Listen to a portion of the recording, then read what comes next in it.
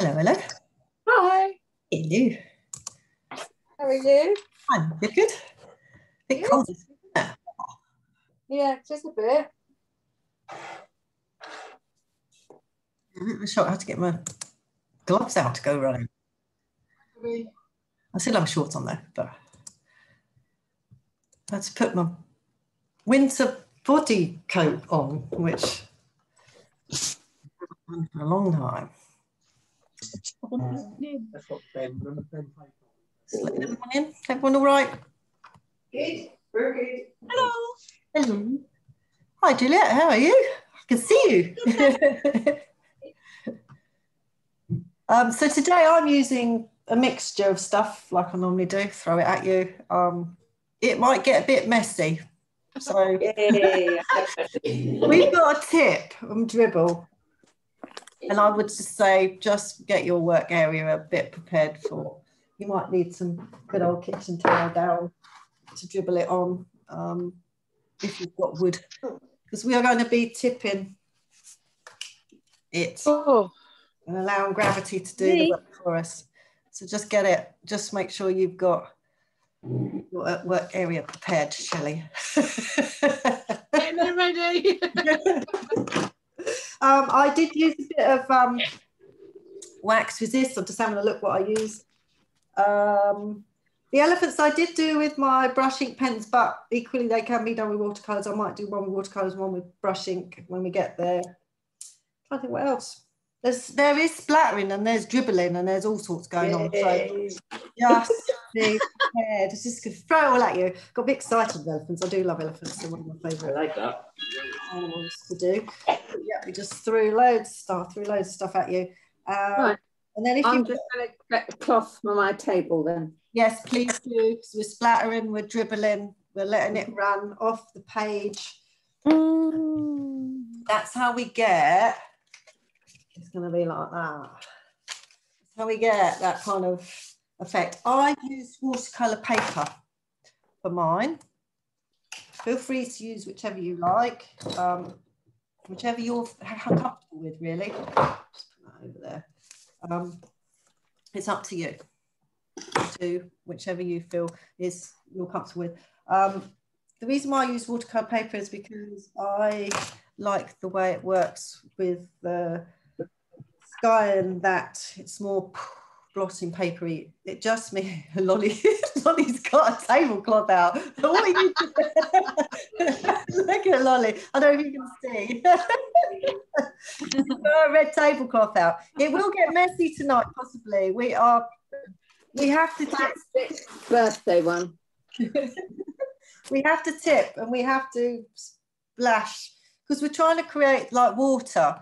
So we need it to kind of, it's more of a feel I'm trying to create with this. We've got like action and dribbling and splatting. So please just, you don't have to. Laura, I don't know whether Laura, where's Laura?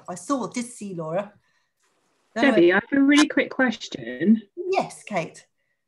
What's the best type of paper to use tonight? I'm using watercolour paper on mine. Feel free and what's the difference between hot press and cold press watercolour paper? Hot press and cold press. Cold press should be a bit more lumpy. Hot press is probably a bit smoother.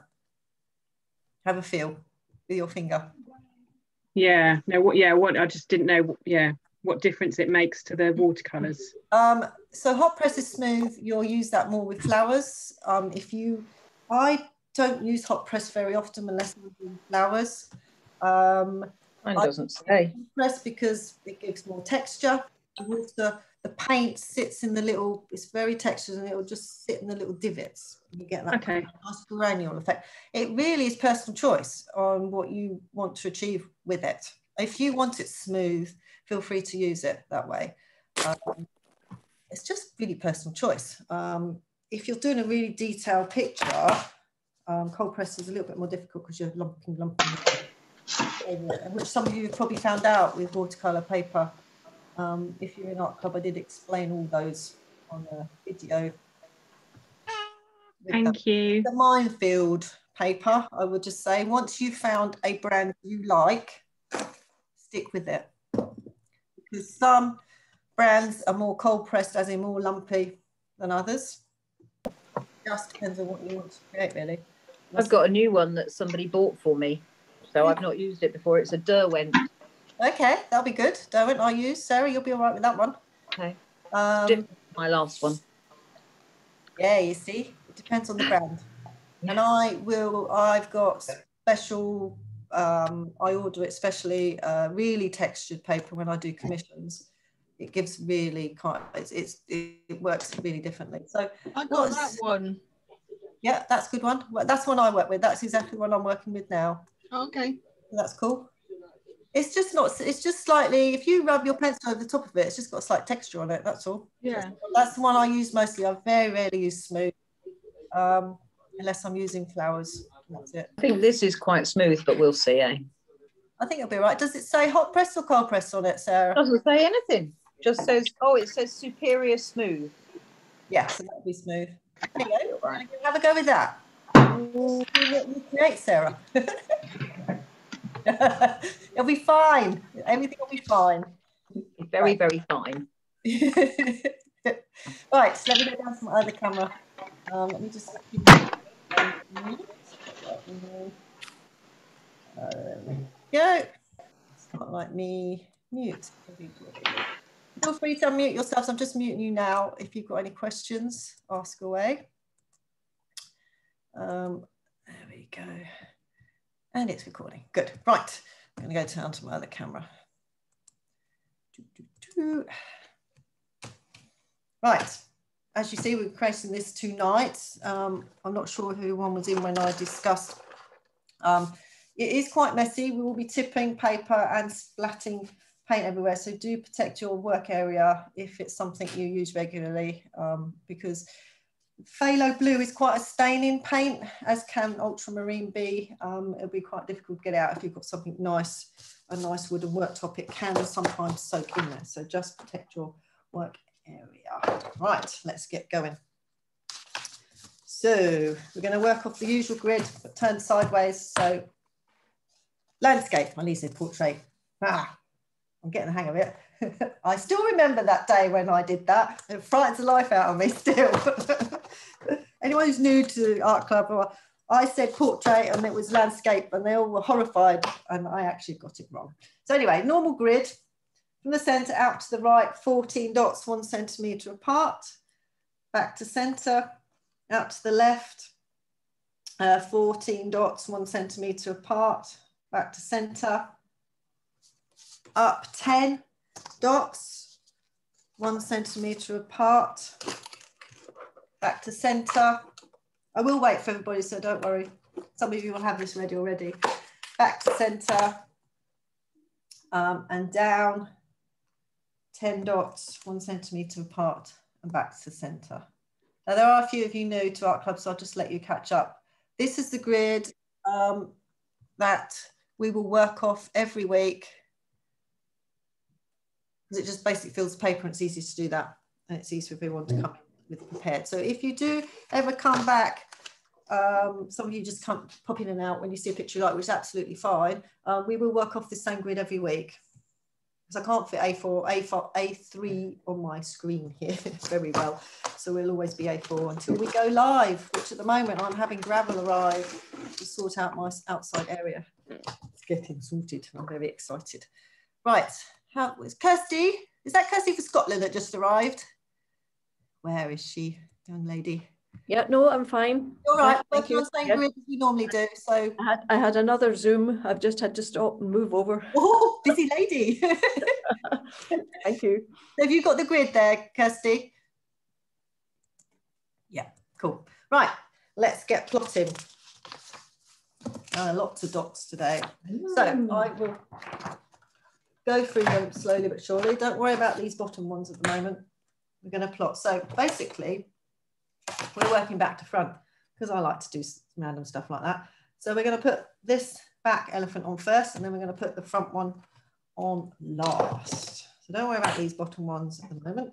We're just going to plot out these ones up here, and hopefully I won't have a wobbly like I did last week. So all over the place with my measurements. Right, from the center here, I want you to go up and just highlight the 4 centimetre marker, and then carry on up again and highlight the 4.5. Then back to centre, out to your left, and go up 5.5 and draw yourself a marker. So out 1, and then to the left. Back to centre, out to the left 2, and up 6, and draw yourself a marker. 2, 6.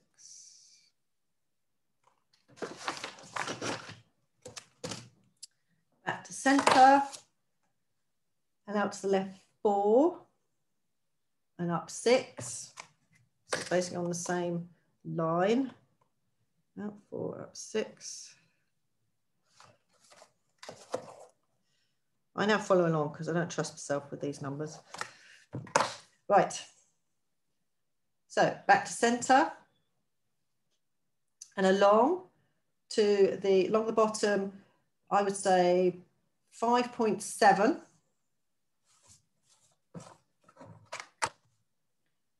Yes, 5.7. Oh no, sorry, I'm lying. Lying. I know I would do this. Out to the left 6. I should just trust what I've written up there. 6. It's because I've highlighted that marker there. 6. Out to the left 6 and up 5.5. Oh dear. 6. So I'm trying to create the dip in his back. That's what I'm doing on this dot here. Back centre and out to the left 7 and up 5.5.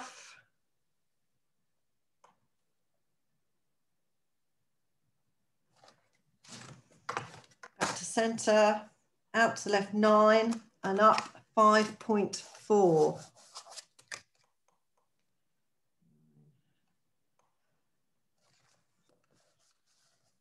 Just below the half, basically. We're just creating a curve, so you can adjust it once we've got that on. And out, so back to centre, out to the left 10 and up 4.8, so just below the 5, basically. So 10 and then 4.8. So it should be coming down, this dot now. Back to centre and out 11 to the left and up 3.3, so just below the half. And you should have a little curve going on, hopefully, with a little dip in the middle. And then I want you to mark the 12 centimetre marker there. You can see on the screen out to the left. Highlight that with your pencil. And then I want you to highlight the 10 along the line. Highlight 6.5 along the line. These are the leg bits we're creating down the bottom here. And highlight the 5 along the line, the 4 and the 2. Lots of dots. That's why I got confused. So hopefully, please shout if you haven't, there should be some kind of dip going on here, which is what I'm trying to get. Back of his neck goes round and down. But basically, that's what we're trying to get on there. You might have to go round the dots a little bit. It's kind of a guide. There we go. So I gave you 4 and 4.5. Obviously, I don't want you to go straight up because we're trying to create his nose. You need to just come out from that 4 centimetre marker, about 2 mil, and start the line up and through the 4.5 round. And at this point here, which is 1, 2, 3, 4, 5, just dip below it a little bit to create the back. We're trying to create a dip in his back, basically. And bring that round, and that's his bottom and down to the 12. And this is his leg that's kicking out eventually. So just give him a little curl on it. We can adjust it, but try and get that shape going on there. And please shout if yours is not quite like that.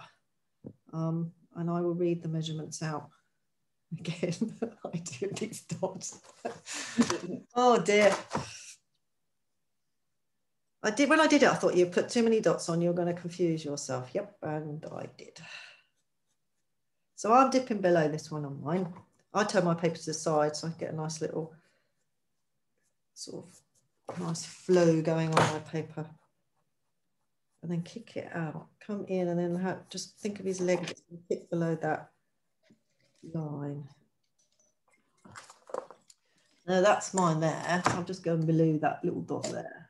So I can get a nice look. You can adjust it, and that's his trunk that's coming out there. And it's his leg that's going to go off there. So just think about it a little bit on how it's going to work. Is everybody all right with that? It's a lot to take in to start with. Cool, cool.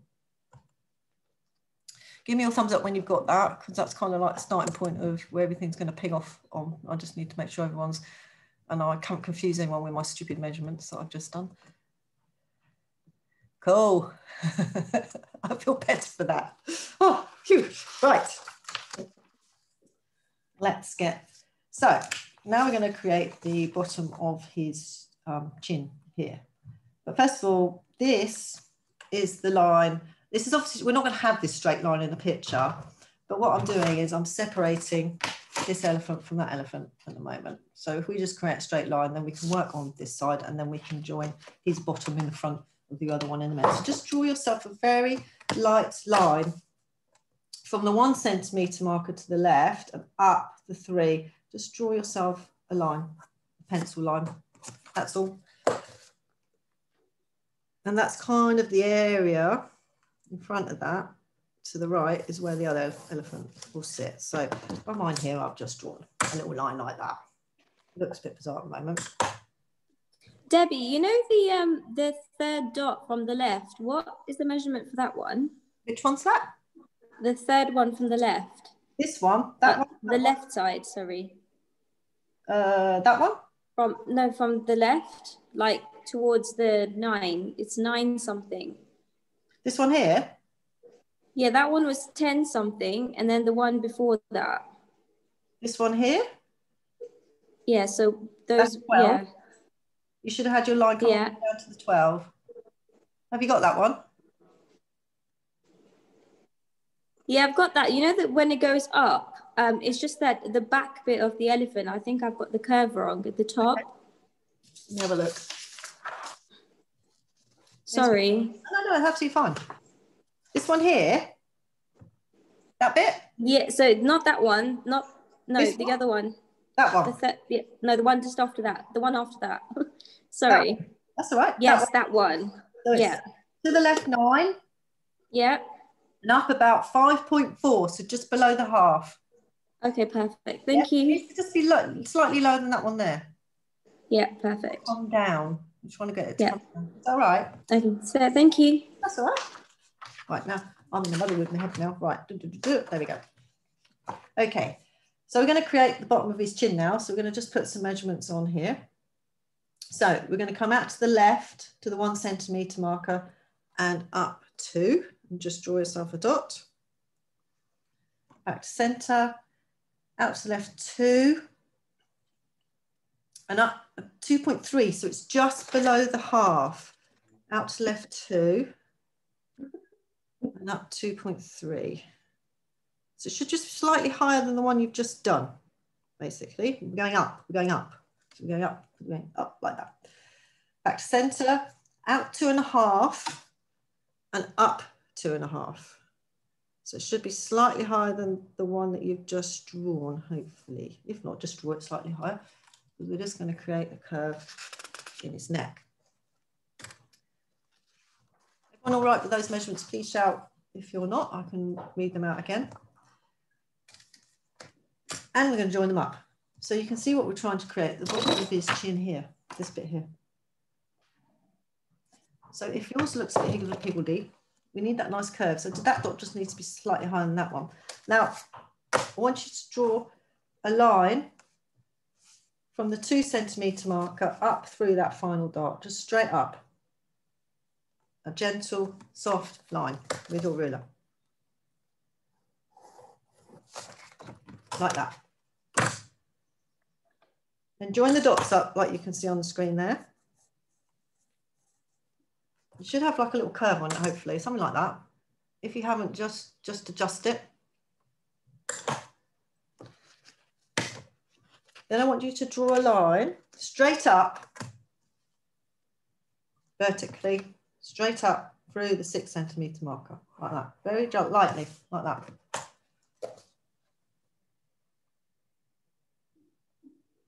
So you've got some odd things going on here. You'll see why in a second. You're going to put his ear in that space. So you've got the starting point of his ear. It'll be the bottom of his chin. You can see I've given you the parameters of how far it goes out. You pop yours on, how you like. Your ear can be lots of wrinkles, lots of crinkles. Just look at the screen there and pop your ear on. If you want any idea, that starts at about 5.5 there. You can use your ruler and go out at 5.5. That bit there, it's 5.5. And just look at the screen and draw your elephant's ear. All elephants are different. They have different ears. That's how an elephant is defined, by its ears and its tusks. So your elephant is your elephant. If you go beyond the 6 centimetre line, doesn't matter, it's just a big eared elephant. Dumbo, maybe, I don't know. You can have different, however you like. Just give him some nice crinkly ears, and obviously you can use the picture if you've got the picture there in front of you as reference also. There's a cat going mad here. Just silence somebody. Ooh, let me just mute everybody. There we go.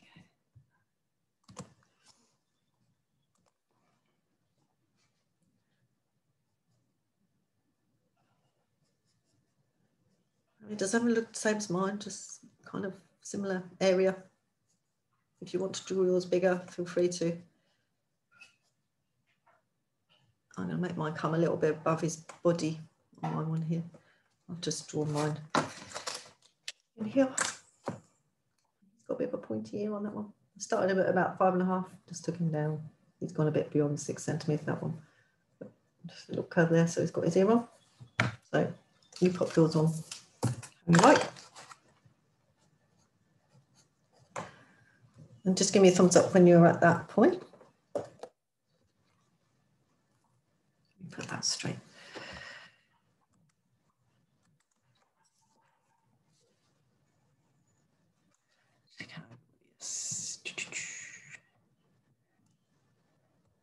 And if I need to slow down, please say.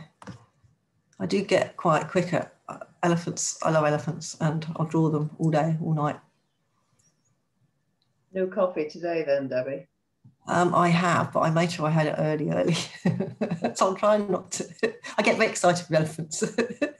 So I'm trying not to get too excited, because the exciting bit's coming up soon when we can splat paint and dribble and all sorts of stuff. So I'm trying to keep very slow. So if I do go fast, please say.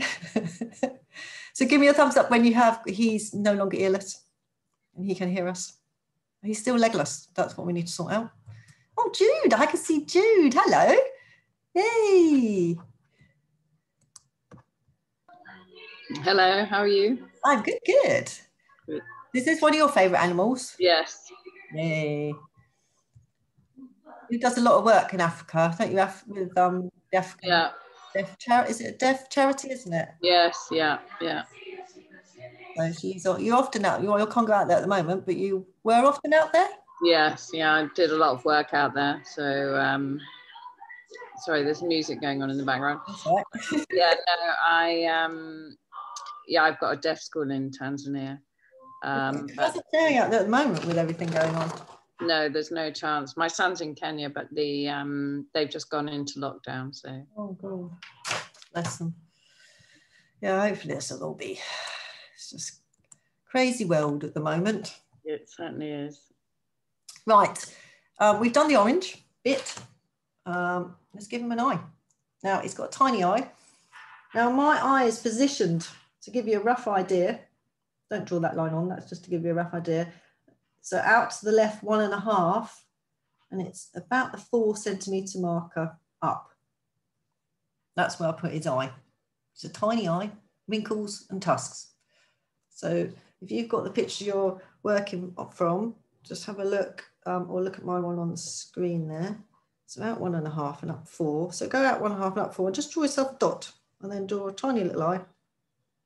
It's not a big eye, it's a little eye. And then they just have, that's a big version of his eye. Don't draw it up there. I had someone that drew the big version. A lovely young gentleman that drew a penguin randomly. That isn't it. So I always write on my instructions, eye enlarged, so you don't draw it. I don't know who was at that club when we did that. Oh dear, that was funny. And it was in pen, so we couldn't even get rid of it. And draw your tusk on. So the tusk sits, well, you can see it just behind the eye there and behind your line there. So just pop them on. Slightly lower, it starts about the 3.5 and comes down. This should just disappear behind the line there. So just pop that behind the line. And you can start to give his wrinkles on his trunk. Obviously, we'll sort that straight line out once we've put the bottom of the other one on. So I've just popped mine on there, give him a tiny little line, and then a little tuft there. And I've got my line in the way, so I'll sort that out another time. Once we are out to doing his legs. So he is legless at the moment, so we will pop his legs on. So just have a look there at the screen there and give me a thumbs up when you have got his face on. We will ink it, don't ink it yet because we've got to put the other elephant on. So hopefully none of you have inked it in. Otherwise we're doing some interesting thing with his bottom. Who's looking forward to having a haircut? I am. Oh, next week, nothing's getting in the way of my haircut. I literally have moved my whole life around this haircut. My hair's like a 1980s where you had like short on the top, and so I've been hacking the top and I can't get to the bottom. I'm a bit frightened now. The hairdresser won't know where to start, so I might just get to chop it all off. It's going to change colour as well because it'll go all dark. I'm like, ooh. But that's all being sorted as well. Anyway, enough of my excitement about my hairdresser. Let's get some dots. I hope you've got that on there. So we're going to mark, we've marked up some of these here for the legs. So we're just going to mark up these legs, tops of the legs, so we can start plotting on the legs. So I need you to put some more dots on, I'm afraid. So from the center point here, go out 9.5 and up 1.5 and draw yourself a dot. So 9.5, 1.5, draw a dot. Back to center and come out 6 centimeters and up 1.5. If those lines are in the way, you can get rid of those. We don't need those anymore, by the way, so you can get rid of those. Just leave that one on the front for the time being, but those other ones that we had, lines annoy me. They need to go out the way. There we go. It's looking more like that right now. Back to center.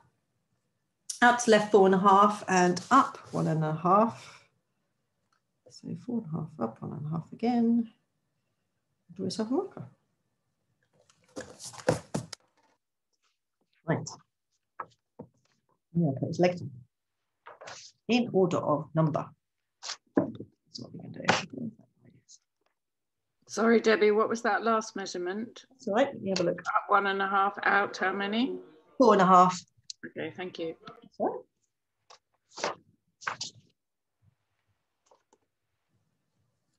And we're going to work on the legs in sequence. So the last marker I gave you, the 4.5, 1.5, we're going to sweep down and you should have the 5 highlighted. Oh yeah, we need to draw the water line. Let's do that first because then we know we can just let the legs kind of, they don't have a bottom on them. In the picture, they just go into the water. So just draw yourself a very soft line across where the down where the 4 centimeter marker is, across the whole of your page. That is going to be the water line. So just softly on there, because we need that line for the painting, and the legs are just going to disappear off into that line. So from that last marker we put on, the 4.5, 1.5, you're going to come through the 5 and just draw yourself, okay, it comes down and draw yourself a line down like that. And then you'll go across and you'll see another dot next to it. And it comes through the 6 and that's your number 1 leg. So come through the 5, just look at the screen there, draw what you can see and just let it just disappear down to this line here. It just stops. There's no foot on it or anything. And then that one curls round. Sorry, Debbie, it's Jude again. I must have missed the middle dot. What? This one? Yeah. So that is along 6 and up 1.5. Thank you. And just draw that and make sure they go narrow at the bottom. So they're thick at the top, narrow at the bottom. I'm going to put number 2 leg on, which is the furthest dot over here. And it sweeps through the 10. It just curls round. And you can take that from the 12 centimetre marker. And if you haven't got a scoop, just make that curve. So his leg just curls off like he's running, basically. And it's wider and then goes narrower, narrower. And it finishes, it doesn't go all the way down to the line. So make sure you don't do that because he's flicking his leg up like he's heel kicking, basically. It's running. So at the moment, mine looks like that. Should have that one on, goes narrower. And I'm ending that sort of halfway in that gap. And then this one comes down and it's sort of narrow. And they just disappear off into the water there. So you don't have to overthink that too much. And the third leg, you highlighted the 2 centimetre marker. You're going to bring that down like that. And you highlighted the 4. And it comes down halfway in between those 2 points there, starts, and it curls down. And the elephants have funny little bend in their legs, so just get that little backward elbow going. And I'm just going to call it his paw. It's not his paw. It's great big clumpy foot, basically, is here, and it kind of disappears off. But you can draw, if it helps, you can draw him on like that, if that helps. There are no like nails or anything on it because it kind of disappears in the water. But yeah, so take that halfway down and come through the 4 and just give him a little elbow there. You can see where it's just slightly, it's about what, 1 centimetre marker it starts to go in. Just before that, look, that helps you. And curl that round. You might have to adjust it. You can see where the 2 centimetre marker is. You can see where it curls round. So this one's probably the hardest one to do. Out of all of them. This is the highest leg, really. You can see this lifting out the water. So just try and get this back bit on here, really. I won't worry about this front bit. Just let it fade off. We're going to splash water all over it. Make sure it comes down. So that water line is where we need it. So you just have to fiddle with it a bit until you get it where you want it. So I'll just keep bringing mine down a bit further, a bit further.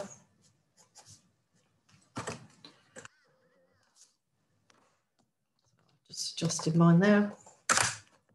I had one coming up here, so I've just brought it down a little bit further down there.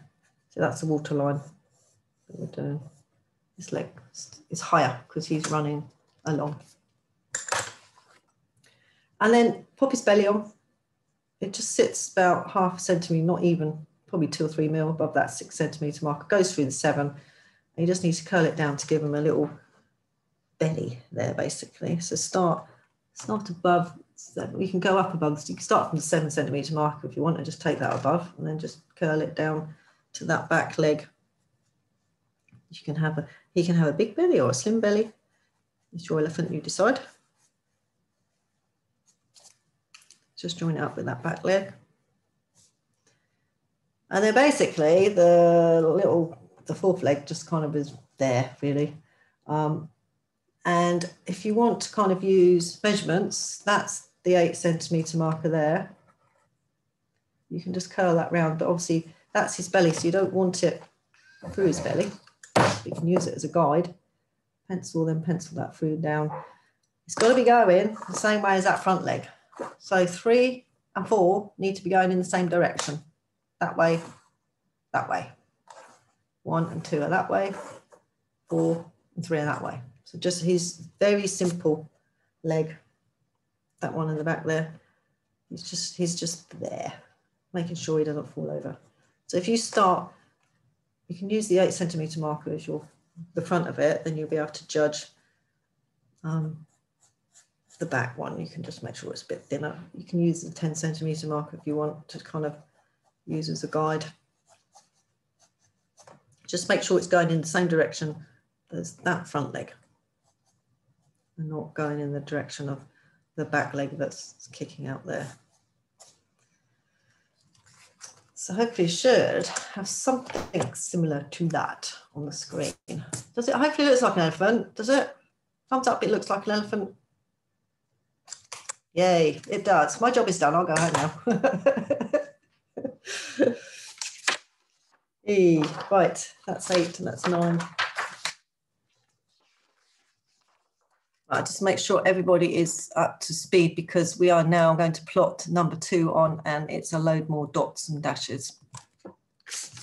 I just need to make sure everyone is up to speed before we head off on the next one. I can't work out why I've got a shadow here. I'm trying to work it out. It's come up on my laptop, is it? I'm trying to work out where that shadow is coming from.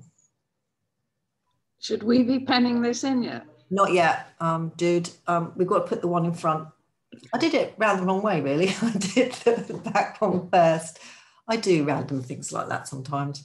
Yeah, no, we'll do that in the end.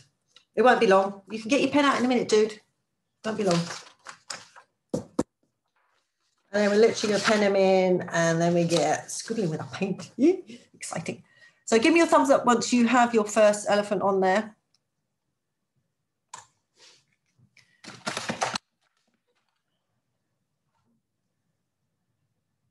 Must be my laptop. I've got a shadow here and I'm trying to work out what it is. Oh, it's mine. It's my iPad. It's mine, look. I move that out of the way. You can see better. Okay, that solves my mystery. Oh, no, I've taken my, hold on. I am coming back. I've moved my laptop. There we go. Right. It was annoying me, that shadow. It was actually my actual drawing thing. Right. Let's get dotting. So we had this line here. You can rub out that line. You don't need it anymore. It'll just be in the way of your measurements. So rub that out. That was just to give us space to put the back end of the other elephant. Well, you might need to rub some of this elephant out that we've done on his face there, depending on where you put his bottom on this next one, but we'll deal with that in a minute. So what I want you to do is, let's get some measurements on. So from the center here, we're going to work this way round. So we're going to try and create this dip in his back again. So that's why they should go up and down, hopefully. So for center here, you're going to go out to the right to the 12.5 and just mark that up with a dot. Back to center. Then you go out to the 12 and up 2. And mark that. Back to center. Out to the right 11. And up 4. Mark that up. 3, 4. Back to center. Then come out 10.5. No, sorry, rubbish. 10, sorry. Come out 10. I've even been on there, look. Come out 10 and up 4.5. Out 10. Up 4.5. Should start to see this kind of curve coming on your dot. Back to center. I wish I had measurements now after last week. So out 8.5 and up 5.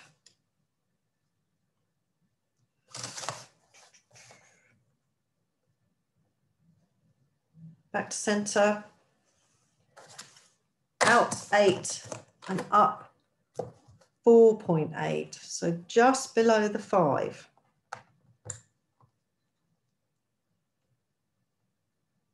So it should hopefully be slightly lower than the one you just did.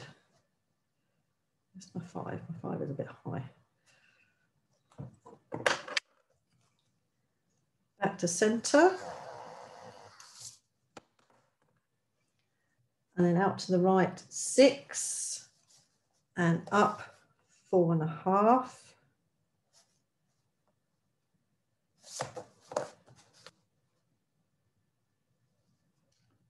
Back to centre. Out to the right 5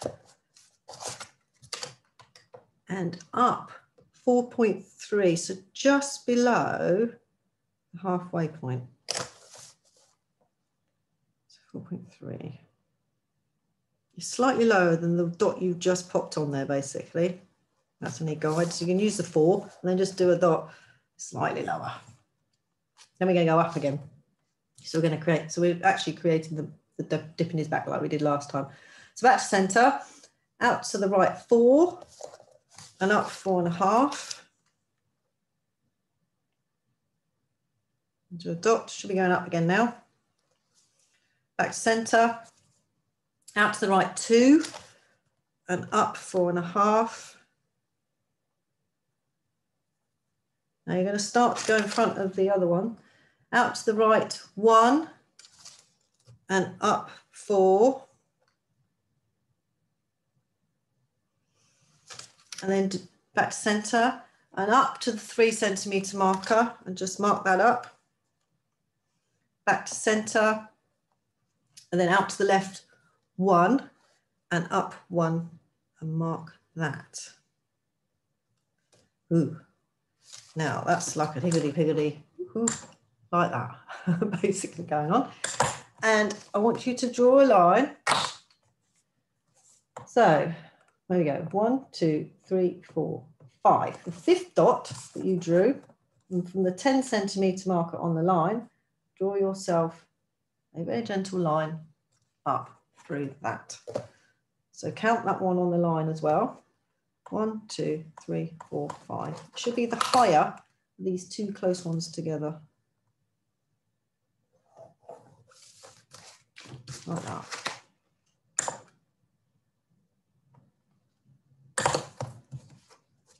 And then I want you to draw a line straight up through the 6. You've got a marker up there as well. That's the 6 and the 4.5. You don't need to worry about getting it up, but just take that straight up like that. So you've got 2 odd lines going on, which will all come apparent in a second. So we've got those dots. So don't do the U at the moment, just join up the dots. So you're going to go from the 12.5 and it's go up and round and try and get that, hopefully you've got that dip going on. If not, just move it with your pencil and get that nice roundness and through, and you get it to go nice and round past there, and then you can sort out your other elephant. You can join them up. So do that first. I'm having to go over the bits I've drawn, which is fine. So just do a rough kind of, keep it smooth. And this point here, you might have to adjust. I didn't quite get my 0.8. We need that graph paper, don't we? I do have that actually. I used to use that at school.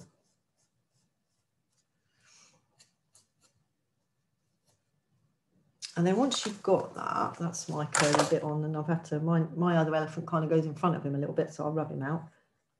I'm just going to get that curve. And then I had a bit of a, so I'm curving that round nicely. Just bring that round and down to that one. And then once you've got that on, you can pop the ear on. You can, if you want to do the start of the ear, just take a ruler and draw a dot out where it hits that line at the 1 centimetre marker, and that'll give you the start of his ear on the far side.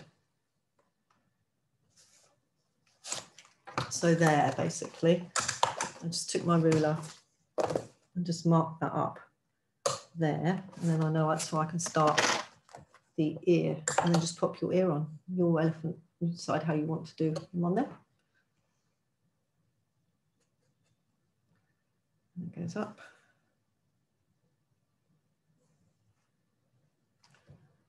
So I tend to just draw the curve first and then make it into the ear. It doesn't matter if you go beyond the lines, just as kind of, they're just there for approximate placement of his ear.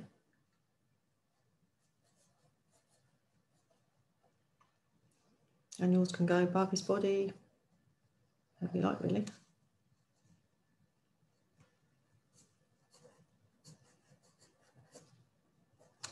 There we go. I'll move my pad out of the way because that puts the shadow on that.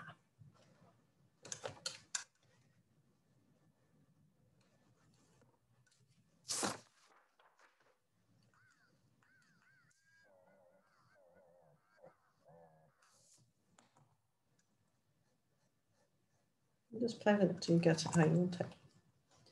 I'm just rubbing my other elephant out now because he can hide behind it. So if you've got, while you're waiting, you can make sure your other elephant kind of butts up against the one we've just drawn. So either rub out bits, mine actually had bits going beyond the bottom of the front one. So I'll just rub that out, and then I had a few little gaps up top there, so I'm just filling those in. So he sits nicely behind there. And you can rub out those lines once you've got the ear on, because you don't need those anymore.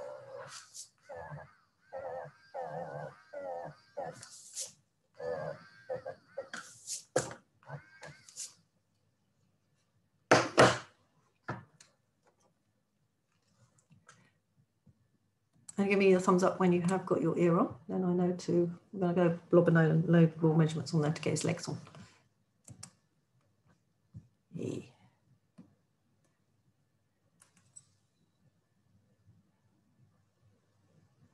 Good. Shelley, have you got your ears on? Yeah, good. Right.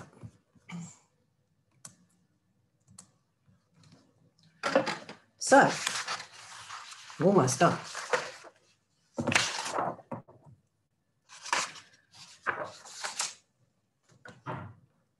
I'm going to pop his face on. And we're going to put these measurements on as well. So his eye here sits at about you go out to the right 10.5 and up 2.5. You can draw yourself a little dot. 2.5? Yeah, approximately. So out to the right 10.5 and 2.5. Just draw yourself a dot. And that's kind of the area where I've got mine. You might, if you want to adjust it because you put your ear a bit further over, then just adjust that. But you just need a tiny eye. I think once they've got their eyes on, the character comes in. So I always try and get their eyes on as soon as possible. And obviously give him his little wrinkly eye like you have on the other one. Same thing. And then I want you to, so we've done this orange bit here. I'm just going to put the tusk on, this bit here, this bottom of his face on. So you're going to come out to the right to the 11 centimetre marker and up 1. So out 11 and up 1, just draw yourself a dot. And then you're just going to join it up to wherever it hits your ear. Just give him a little curve, give him a chin, basically. You might have to, don't do it flat, just give him a chin wherever you've got and meet the ear that you've drawn on there. And then you're going to put on your trunk and your tusk yourself. You can see, I've given you that dot there. You can see where that sits. This is the 12 here. Just swing it round and just make sure his trunk gets narrower at the bottom there. And you can see where it comes in guarding the water line, which sort of finishes at about the 3 centimetre marker there, just kind of disappears. So pop yours on there.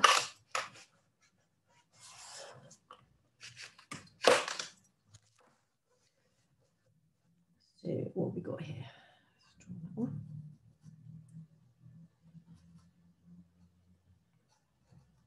You can have a big long tusk if you want. you decide how you want to do his tusk. Be longer than the one I've got on there. I'd put his tusk on first and then go and put the trunk underneath and follow it down through that marker. So you've got the front part of the trunk already. You've just got to put the back bit on. Just make sure that is about the 12.5, if that's any help for you.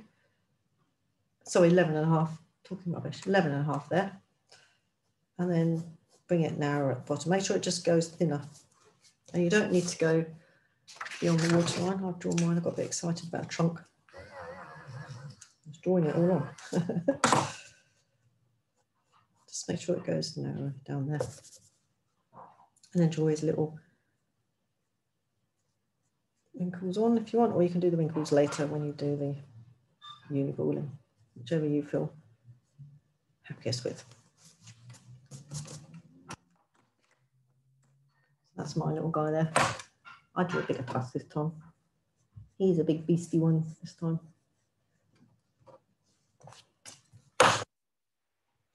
And then we've got to put legs on.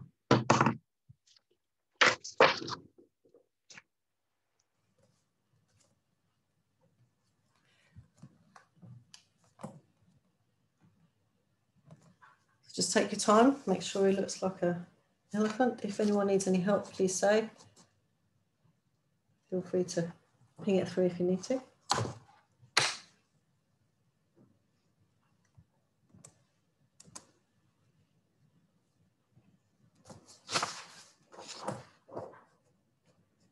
Must admit, the first time I ever saw these for real in Africa, I was so excited. I was trying to take pictures, but I was shaking with excitement. I couldn't take any. And my husband's from Zimbabwe, and they were all like, yeah. What did we were in a boat once. And you know, obviously, I didn't realise when they flap their ears that actually you need to be really careful. I was just excited because it's a nice picture when they've got their ears out, but obviously that's not nice. I was told very quietly to stop taking pictures. There's the days when your camera would make a noise when it took pictures. Yeah, I was told by the ranger to not to take pictures because it's elephant. We were in a boat fishing and we were right near the shoreline and it come in the water and it was a bit, obviously a big male one, and it put his ears, which was an absolutely beautiful picture. Little did I know that actually the elephant wasn't very happy. So if you ever go on safari and the elephant puts its ears out and look like it's a really nice picture, I suggest you stand very still and don't do anything more because he's not very happy. Debbie, I've been in a safari van and an elephant has lifted our safari vehicle off the ground. Oh. They're massive, aren't they, when you see them up? They're really frightening. Yeah, and obviously in the zoo, they talk to the zookeeper, but in real life, they are quite daunting, actually. And then we tried to get back to our hotel once, and there were 3 of them in the road. And I was like, can't you just beep your horn and move them? No. You see, that I'm lucky I was with people from Zimbabwe because I would have just beeped my horn and probably got killed by the thing. But yeah, they were like, we had to literally go about 30 minutes out of the way to get back to the hotel another road because these things, they don't budge. They don't budge. You have to, it's total respect for them. But they are so beautiful to see for real. Absolutely. I was just beside myself with excitement. Anyway, enough of my elephant thing. Let's get some measurements on to stop him being so legless. So what I want you to do now is I want you to highlight. So we're going to highlight them all on the measurement line. So we'll start from the furthest one. So on this line, we're going to go out to the right and highlight the 9 centimetre marker dot. Okay. Yes? Everyone right? Sorry, that was me, Debbie. Sorry. That's all right. Fair enough. I was just carry on. I was going to tell you something, but I'll tell you when there's another talking bit. Sorry. That's all right. Let's get these dots on, and then while people are putting their legs on, you can tell me. Is that who was that? It's Juliet. Hi, Juliet. You tell me once we've got all these dots on, because you know what I like the dots, so I get all confused. No problem. You don't want to confuse me when we're dotting. Right, so we're carrying on this line. So we're going to start at the far one, highlight the 9, then move backwards, highlight the 7, highlight 6, highlight 2.5, and highlight half.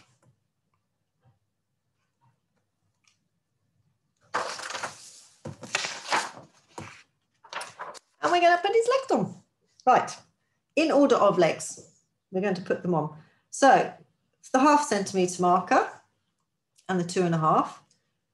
You might need to, what I want you to do is you're going to, let's put the legs on. We're going to adjust this butt bit here. You might need to come down and create this nice round bit, because it looks like on mine, I'm going to have to go through here. Here. This bit here will become redundant, or you can use it for his tail, but I want you to create a nice little bottom on him. And it's going to carry on through that 1/2 and come down to the waterline here. So get a nice curve going on. And the 2.5 is the top of his top of the same leg, and it goes narrow at the bottom. So just get a nice curve on his bottom. You might need to rub out and go further, depending on how you drew the other one, but just make that adjustment. You all know how to make visual adjustments now. Just make sure the leg goes in that direction. 1 and 2 go in the same direction on this one. And now we're at the bottom, and just let it kind of disappear off near the waterline.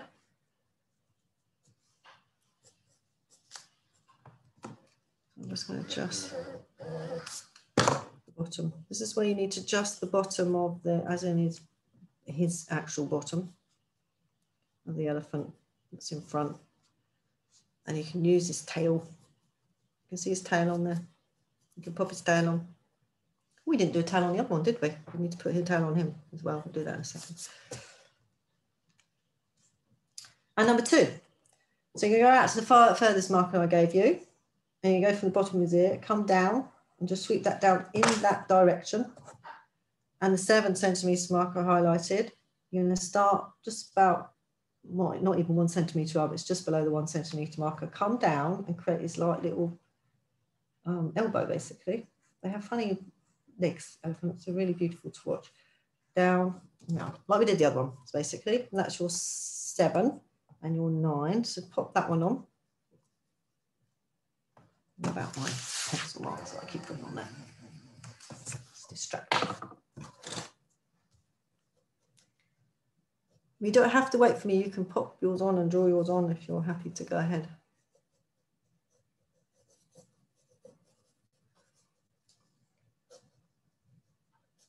Just make sure they go narrow at the bottom, that's all, and get a nice little elbow going on, and sort of goes at about the, just below the 1.5, 2 kind of goes in and out. Take your time getting that right.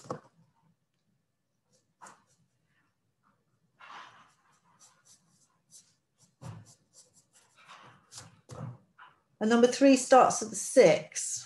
And just literally comes the other way, and then just above the elbow of that, just come down like that, go the other way, it just swoops down, go in the other direction.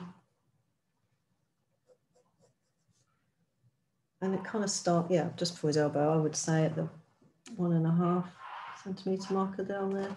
If you want to measure it, it's about 1.5. Have that leg going that way. And then he's barely, you need to kind of join it up with that leg there, swoops through the 6, and comes down at about the 1.5 centimetre marker there.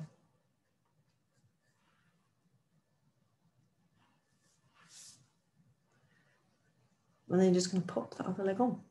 Kind of just sits, not even 0.5 centimetre, that's 1 centimetre, that's half, literally about 3 mil. In there, and it comes and follows that line straight down and kicks out like the other one, the other elephant. This is just a straight line out. He's in front. And this is where you adjust the back legs and the bottom, put his tail on. And don't, I forgot to put tail on the other one. The other one needs a tail as well. Oh, I didn't do that. Tail on. Give him a tail. And once you're happy, this is when you can get to uni-ball your elephant in. So it should kind of, the legs just disappear. There should be nothing, no feet on them. They'll all be in the the water.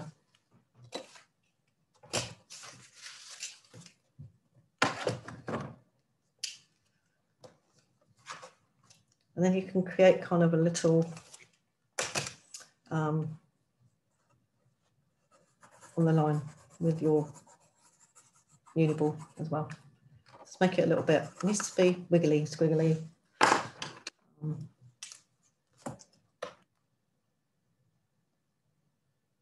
Yeah, so if you've got a lighter pen, I'm using a Uniball Micro with my, you don't have to Uniball these at all, you can just leave them in pencil, it's really up to you. So yeah, you're at a stage where you need to tidy this up now. And I've used pen, I've used the combination of my Uniball Eye and this 05 Uni Pin. You get more detail with that. Let me have a look what you've been up to. Basically, that's the stage where I need you at to start painting. I'm going to have a look, Jude, just getting this all sorted just here. So yeah, if you can get to that stage, let me have a look.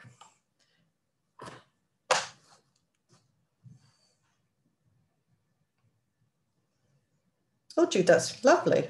Wow, beautiful. Tidy that up. Okay, great. Thank you. So just make sure his feet don't have any bottoms on them. Yeah. There shouldn't be any bottoms on them. None of the feet, so they disappear into the water. Yeah, beautiful. Well done. So, Juliet, tell me this elephant that you were going to tell us about. Hi. Yeah, well, I have been on safari in Africa and it was great. And we did have an elephant incident with flapping ears and stuff, and it was absolutely terrifying. I agree. But I was just going to tell you that I met my husband in Zimbabwe. Did you? Yeah. I was working there as crew, and he was on a cricket tour. Oh. And we met in the Sheraton Hotel. I think one of the great hotels in Harare. Harare. Okay. Yeah. And wow. Yeah, we had a great time, and that was nearly, well, 30 years ago, just this March gone. Oh, wow. Yeah. We've got very fond memories of Harare, and I'd love to go back there, but I just, one day, I don't know how it is there at the moment, but. Well, we went a long time ago, pre-children, where my children are 21 and 18. Yeah. My husband, having obviously lived out there, he was quite upset by how much it had deteriorated. It's very sad. It's such a beautiful country. It's like South Africa. They've got such amazing country, and yet politically it's just just nightmare, isn't it? Yeah. It was all right, but obviously he had visions of when he grew up, but I thought it looked very African. But, yeah. Yeah.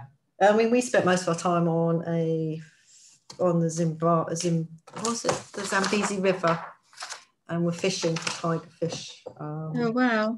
We saw hippos, and there'd be hippos outside your room at night, which absolutely terrified me. But they were used to it because they obviously grew up with it all.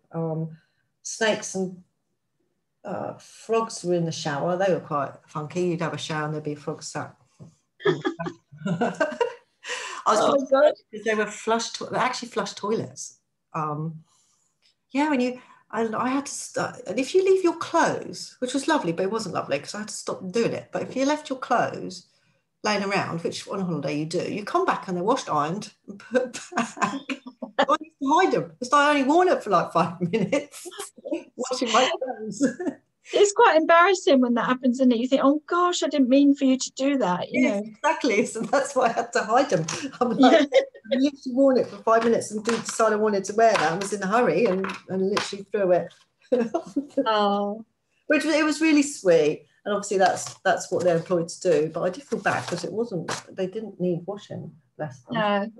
I went back one more time after, because we British Airways don't go to Harare anymore, but one of the last trips that they did there, I went, and the hotel staff asked us to take salt and sugar. Ooh. So the whole crew filled up their suitcases with salt and sugar, and they were thrilled to bits. They took it off us and, you know, were running around like crazy. I don't know what they did with it, but I hope it got to the right hands, you know. Maybe because they're biltons, they just hang the meat, don't they, when they make that? Just yeah. Yeah, it's very sad. But it's absolutely beautiful, and they're so sweet. I mean, yeah, absolutely. Lovely people. Can't do enough for you, you know, so lovely. Yeah. One of my best holidays. Mm. Jude gets to deal with them all the time, bless her. She's a lucky lady. Mm. Well, Shelley's got a guest. Oh, just coming to check how I'm doing. Hey, can you see? Everyone see? I don't know whether they can. Oh, Lolly, that's beautiful. Well done. Good, good. That's lovely. Nice to talk to you. I'll go now and let you get on. Sorry. That's all right. Bye. Bye-bye. That's lovely, Lolly. So tidy up. Everyone just make sure the legs don't do anything. They need to just fade off into nothing, basically. I don't want to see any stumps in it because, look, they just disappear off into the water. The only leg that you will see is that little one there, but it doesn't really matter if you don't see him. They literally have got to be in the water. So you don't need to draw them. So that water line I gave you, you can rub that out and do little squiggles like I have on the screen there. And I've just highlighted bits, as you can see, a bit darker with my pen. And this is the time to just tidy up your picture. It's good. Well done. Lolly, you can go ahead with that one. I just love the way Lolly's got this massive tablecloth. She's going to be throwing her paint around. Right, I'm going to just get my paints ready and my brush ready. Right. So,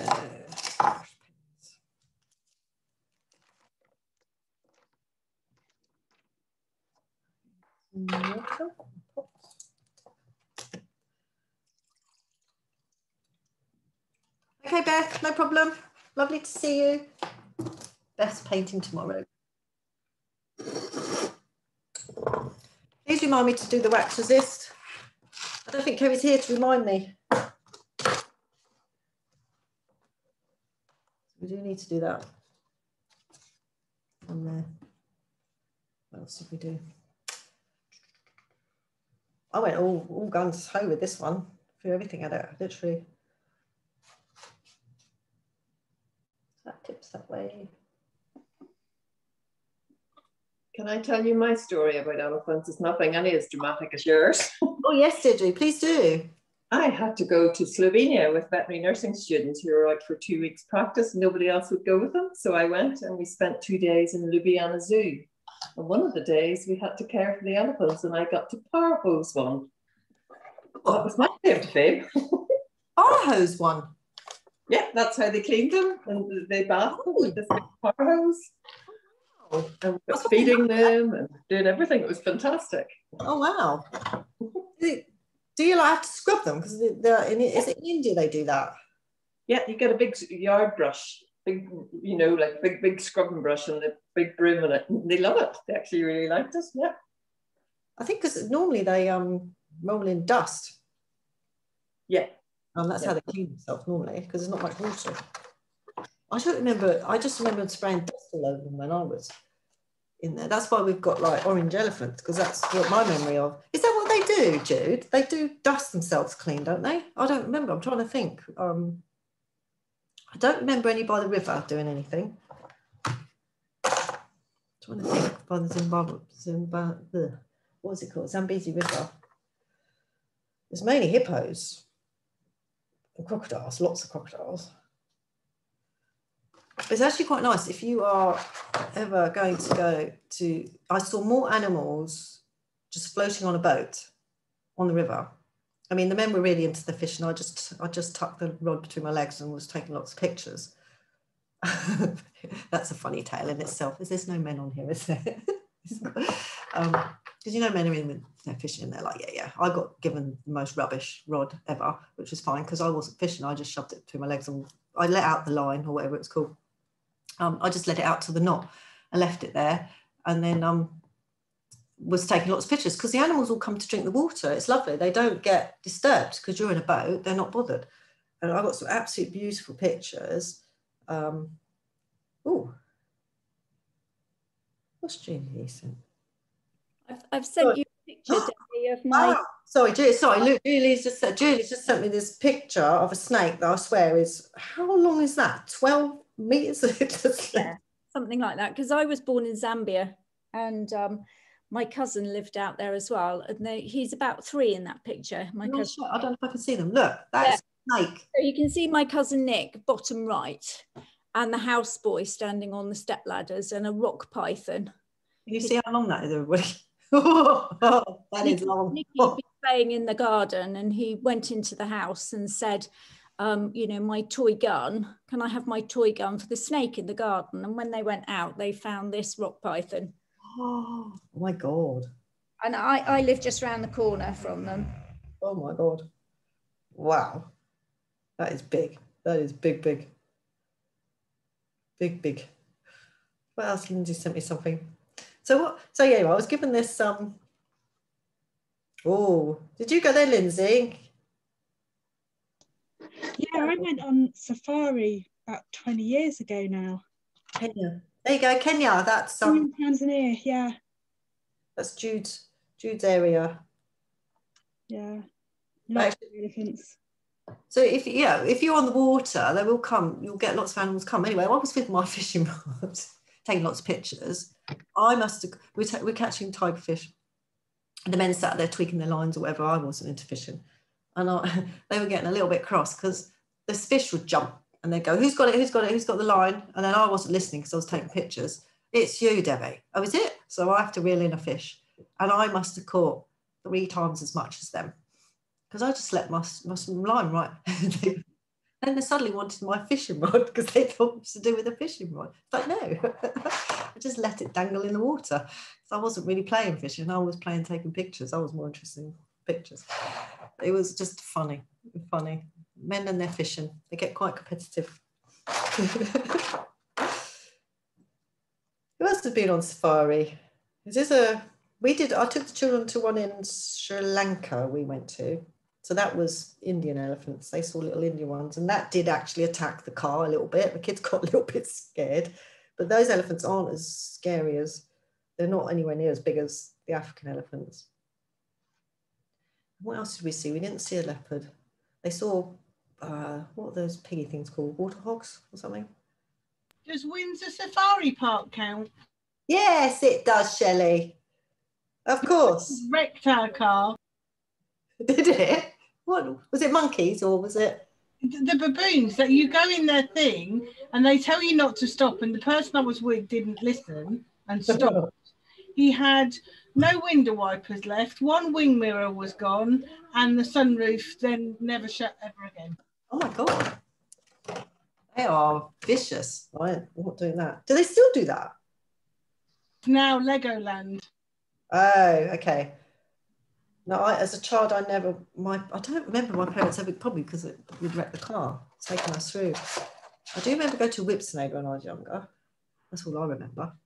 We went on a night safari and the Jeep broke down, and around us, all we could see were these eyes, and it was a blinking Pride of Lions, and we were in a broken down Jeep. Oh my God. So that's like, Jude, can I say, this is pictures, did you see, can anyone see this? The lion. Goodness. That's Jude from Jude. Did you? They were about that near to us. Oh my God. Waiting for you.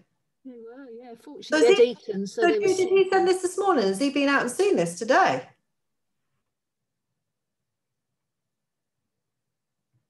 Just at the moment, part of Kenya's in lockdown. They've done it by counties, and his county, he's gone up north, and so they've gone in up to Meru, and there's lions and everything. They see everything. Wow, that's close, eh?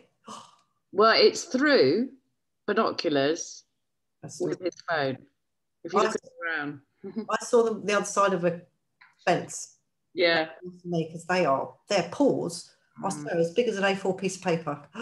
If you've ever seen one for real I must have been a zoo. I saw it. Was it a zoo? Must have been somewhere. And I think it was actually when we were in Oh, bless her. So Julia's had a little baby. Can I show everyone, Julia? It's cute. So I get that on the screen. Add a little baby if you like. Julia's had a little baby, look. Can anyone see? It's had babies. So it's mummy and daddy. It's just had a baby. Love that. Well done. I love little babies' trunks. They're so cute. My kids did get to go in a elephant sanctuary in Sri Lanka, which was really sweet. They got to stroke the little baby one. And it's not fluffy, is it, that hairy stuff? It's quite wiry. They were quite surprised with them, how wiry it was. How's everyone doing? I'm chatting about Africa and we should be painting. Just give me a thumbs up if you are at this stage of painting and stuff, and we'll get to finish this off. So let's get with the wax resist first. You need your waxy thing that you've got, either wax crayon. And we're just going to create some kind of something with water. So we're going to wiggle it basically around here to create kind of some waves and stuff with the water. So you need to be sort of wiggly, and then some lines across, straight across for some water. And that is it. You can do some in front of the legs because we want to give that kind of feeling of the water splashing up like that. That's what I'm going to do with that. And then we're going to go with the colour. So just going to clip that into my thing there. Now I'm going to use my ink brush pens for the elephants, and I'm going to use some oranges, and I'm going to use, I need a yellow of some sort. So let's have a look. Someone's just sent me something. Oh, that's nice, like that. Someone's just sent me something. I'm just going to ping that back. Good, good. Go ahead. That's good. I'm looking for a yellow. Fine. So I tend to layer these up, which you can with your watercolours as well. So I'm going to go in with some yellow. Now you can use your watercolour paints exactly the same way. So I'm going to do this one first, and then we're going to go over to that one as well. Debbie, is it yellow or peachy? It's kind of, well, it looks yellow on the end there, but I'm doing it. It's kind of like a peachy. Okay, thank you. Does that help? I didn't want to use, because the yellows, I think of these inks are quite like, I'll do a yellow, look. Quite like, very yellow. Didn't really want that colour. We could put a yellow in there, but I was wanting an orangey colour. Yeah, so it looks peachy on the end. That's help. Pop that on there. Just a little bit on the front of his head. And so if you are using your watercolour paints, you'll use probably like a cadmium yellow or cadmium orange mixed together would do that, the same thing.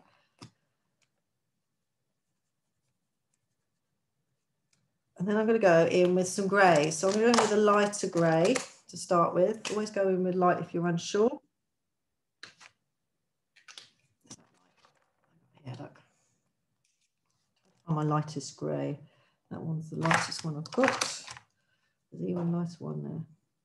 Got two different brands here. I've got the Creative Peak and I've got the Artesia. So let's go with this is the lightest Artesia one I've got. So I'm just going to go over that.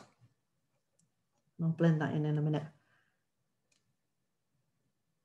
So I'm trying to create shadow behind his ear, because obviously his ear's in front. So that needs to be darker underneath there. And that leg is behind. So there's a bit of shade going on there. It just disappears down. There's his leg. Now, if you were doing with your watercolors, you do exactly the same. You just choose your grey. You can do indigo, sorry, or you can do Payne's grey. You don't have to even paint elephants grey or orange. I've actually painted elephants blue and red, and where they're mixed together creates purple. Doesn't matter. I've actually painted yellow and orange elephants, and there's been nothing, no other colour than that in there. So if you can see, I'm actually colouring in where that leg goes behind, so I'm just adding a little bit of dark in there, just getting some colour on the paper to get some balance going. Debbie, can you shuffle your clipboard left a little bit, please? You've got a really weird shadow across the page again. This one? Yeah, I can't see the elephant's back leg. Oh yeah, I don't. Oh, that's it. Yeah, I can see now. Thanks. Take it off my clipboard. Oh, thank you. That's all right. I was trying to work out where shadow was coming from before, and that was actually my art book. There we go. Is that better? Yeah, it's better. Yeah, thank you. All right. I get a bit carried away, so do always stop me. So just working on this, there's one behind here, just finding some dark bits first. And then that tusk there is behind, and obviously this elephant's bottom is in front, so you can darken that up a little bit as well. And his chin is dark there. You can put a bit on the ears too. And then I'm going to add in a rusty. Hopefully it's a rusty. There you go, rusty orange. Just a little bit colour. Doesn't need much. It will kind of come out. The dark bits. So that's dark under there. Dark on his little elbow. Dark under there. I'll leave that there. Quite dark there. And I'm going to go into a clear yellow. And a nice yellow. Lemon yellow, much easier. Let's use the lemon yellow. So I'm going to go over the top of all that. A bit of lemon yellow. And they do kind of mix on the page. You can see that's mixing already with the other colours I've got on there, look. The same with like watercolours, they'll just mix together. Then we're going to build that up. This is a darker grey now. So just trying to highlight dark bits. Make sure they're dark. Now I'm going to go in with, you either use your brush and water, or you can use one of these. And to get it going, you just squeeze it and it will just drip out there. And you start to wiggle it around. So I'm just going to take, I want to get some colour going. So I need to get some water coming out of this. There we go.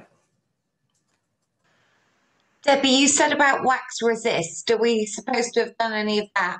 I did that earlier with the water, Juliet. Who's that? Was that Juliet? Yeah, sorry, I must have missed that. That's all right. On here, the water. And then lines across. Thank you. That's all right. And see, I'm just mixing it in with the water and just squeeze out. You do have to clean it when it starts taking the same colour. You just squeeze a bit of water out there.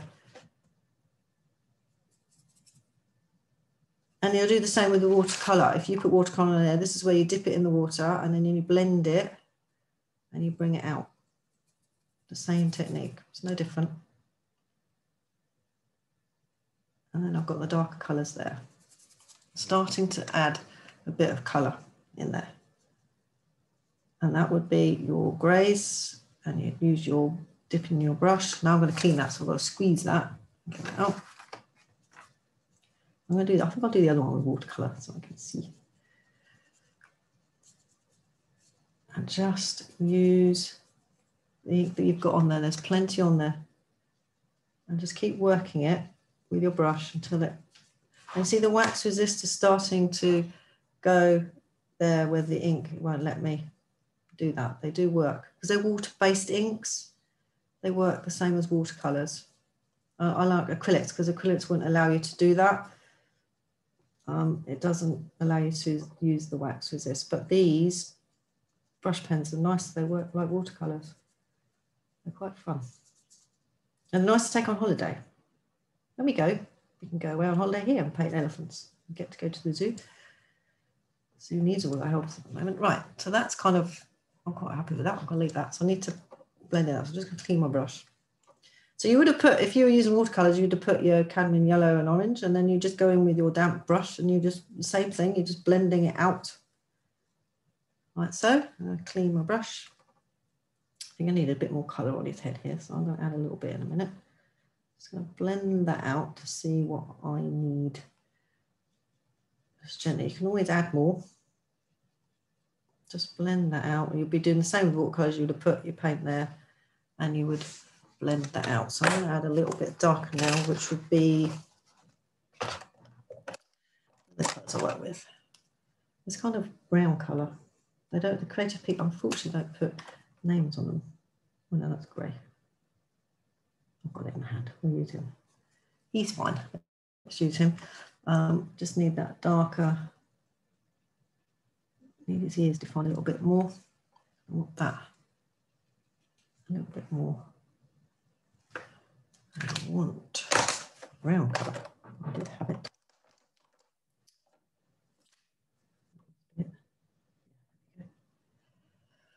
I'm just going to put a bit on his ears and work from here. So the same way you can use your burnt umber. Actually, a burnt sienna is quite a nice colour to use with your watercolours because it's kind of that nice red soil colour. So I've got that on there. I'm going to squeeze some water out of this and just work that in. If you had watercolours, you'd put the watercolour paint on exactly where I put the brush pen, and then you'd blend that out. I'm just trying to create like a bit of dark and light on his face. So that one needs to be behind that one. I need to get some more colour on his ears.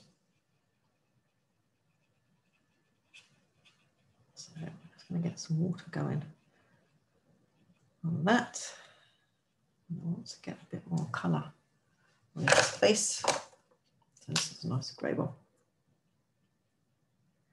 So get some grey going, and then on his ear.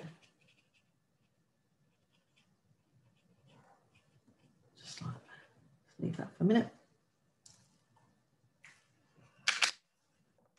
I don't want to lose his eye, so I don't colour it in. I quite like to leave it there. Once you've lost it, it's gone forever. So that's my first line. I'm not going to play with it anymore. I'm just going to leave that for a minute and then try and balance it with the other one.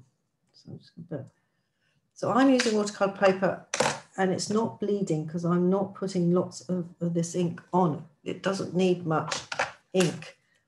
Very just a light touch. You can see how little I'm putting on to create that dark. So I'm fiddling now. Dark. Anyway, just leave that. Like so. And you can see the wax is just happening there. And that's your first one done. I'm not doing any more with that. I'm just leaving it for the moment and kind of let it do its thing. Does anyone need any help? Are we painting along? Let's have a look what everyone's up to. Who's using brush pens, by the way? I am. I am, but I'm not doing very well with them. They've all bled outside of my drawing line. So. I'm using brushes as well. Right. Yeah, I am too. Me too. Emma? So don't put too much on. You don't need much. So don't go so heavy. Just put a tiny little amount on. It's the same with paint. You don't need much paint when you're doing watercolours. You need a little bit. Mine don't seem to be able to spread. No, I'm not doing very well. Kate. You're not spreading it? It's just not, it's not spreading. So I've put the grey on and I've tried to kind of blend it out and it's not. So you're using one of these, Kate? Yeah. You really squeeze the water out and get the water on it. You've got to wiggle it around basically. Like you would with your watercolour pencils, the same thing, you've got to aggravate it to get it to spread. Like you do with your watercolour paints, you equally have to aggravate it to get it to spread across. Is anyone else having trouble with their... Is everyone all right with the watercolours? You're happy following? Please shout if you're not. Deirdre, how are we doing? Deirdre's watercolouring. I can see her paintbrushes going in. Right, I'm going to bring some watercolour. There you go. All right. How are you doing, Emma? Yeah, just experimenting. You using these brush pens? Yeah, I am. How are you finding them? Yeah. They're quite bright, and so you have to layer them up. So always put in your lighter colour first, and then add slowly. And you really have to use the brush and wiggle it round to get rid of any harsh lines. And I tend to just squeeze a load of water out of this and let it blob on, and let the water paper and the water do the work. I don't do too much with it, and watch it and wait. That's what I tend to do with mine. And I've just let it, and it's gone all nice, and I've just left it while we're chatting and watched what's happened. Right, I'm going to go in with some watercolour. Let's go watercolour. Let's do some cadmium yellow on him. Got a bit of green going in that because I don't clean my paints. Let's do my zebra today. So the same principle that you would with the pens. Just get your paint on. So Kate, you need to aggravate it with the water a bit more. And hopefully it should loosen it up a bit.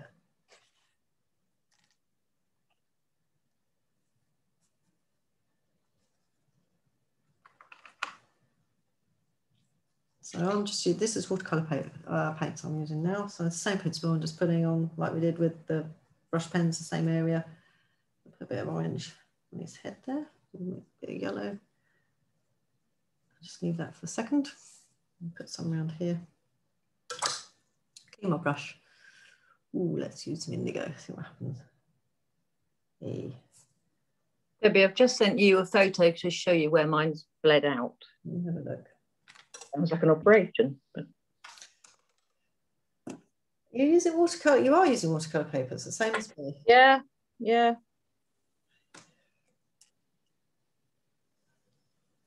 So how much ink do you put on? Not a lot. I mean, I didn't put, I mean, I don't think I put any more than you have been. Yeah. But it's a bit like some lipstick, isn't it? Are you using one of these?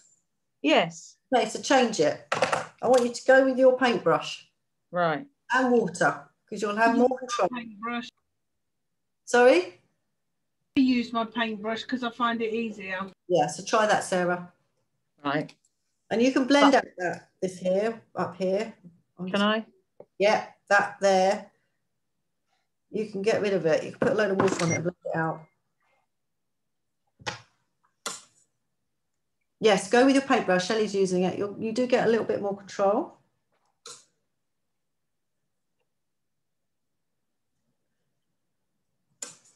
My paints are over the other side. I'm just trying to go around so you can still see. So I'm just adding in some darks. I might just go with paints here. This one. You can have a go, Sarah, with paint. I'm going to mix that with a bit of, that's the indigo I put on there, but I like burnt sienna because it's quite a nice sort of rusty colour. Mix that in too. Just need to charge up my little palette to get a bit more paint. Put that on. So I'll just get colours on to start with, and then I'll decide, like you do with the brush pens, just get a load of colour on and then fill it out.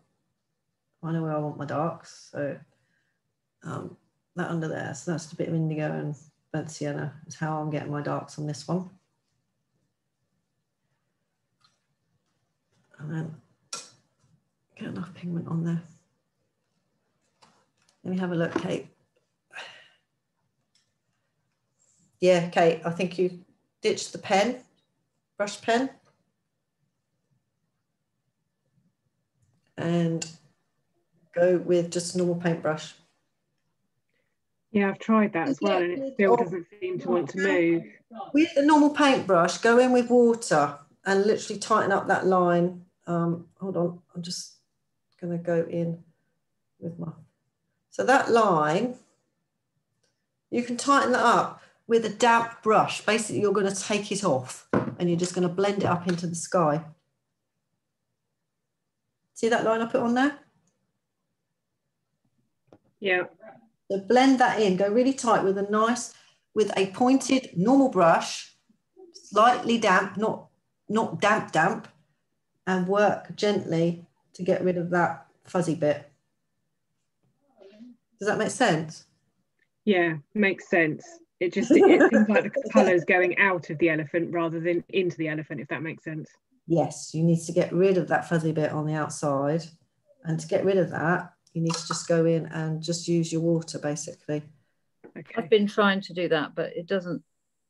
Even if you're wiggling it like this. Well, I'm on the outside of it though, because mine's bled on the outside. Yeah, so you've basically got to go into the sky, hasn't it? Let me show you on another piece of paper. I'm just going to get my pen. I've got another picture here that I'm going to try and simulate what you've done. Try. Hang on a minute.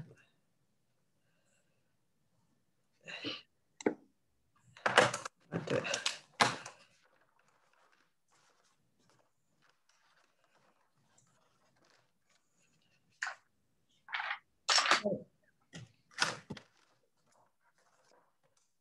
You've gone above the line, basically. Well, I haven't, but the paint's bled up. Yes. No, that's what I meant. Sorry. So I know you haven't. The paint's gone and. Yeah, it's just bled up. So basically, you're going to need to use your paintbrush as a mop. And you're going to go in with a slightly damp brush. And what I want you to do is wiggle it and go in, and as much as you can, blend it up. And you might find you can actually do this. Yeah, But there you go. It's slowly but surely going. It'll work with it. And just tease it up. So it fades as much as you can possibly get it to fade. And then when we do the sky, you can just go in a bit tighter with the phthalo blue, because phthalo blue is quite a nice sort of hiding colour because it's quite strong. Just get rid of as much as you can off that line. And so I'm just literally going in with a damp brush. It's like a mop, basically. It's a cleaning brush. Yeah, I'm trying, but just gently.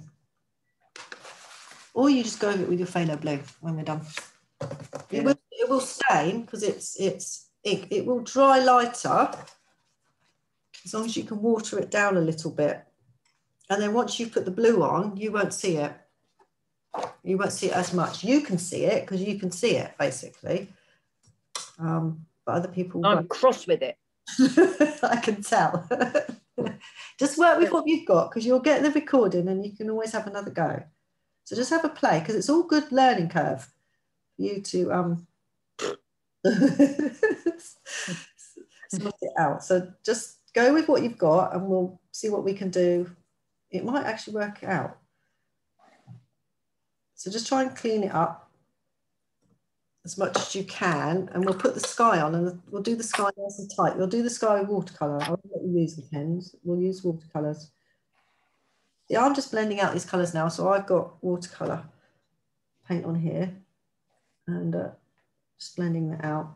It's just going to fade down into the water here, basically. You can see the leave my pot out of the way. You can see the wax resist starting to work. And I've got my indigo and my burnt sienna here. So just going to get some colour on his belly. So I just got a damp brush and I'm going to clean it because I'm dragging the same colour. And I'm just going to get them to meet each other up there. And this little leg needs to do something. So he's going to come down in front because he is in front. I've got enough paint on there. I'll just borrow it from up here. Drag it down. It's kind of coming down there. But his bottom needs some paint. So let's get some burnt sienna. It's a nice sort of African colour. He's got no tail. I always keep forgetting their tails. I'm going to put in a bit of burnt sienna. So I'm just blobbing it on at the moment.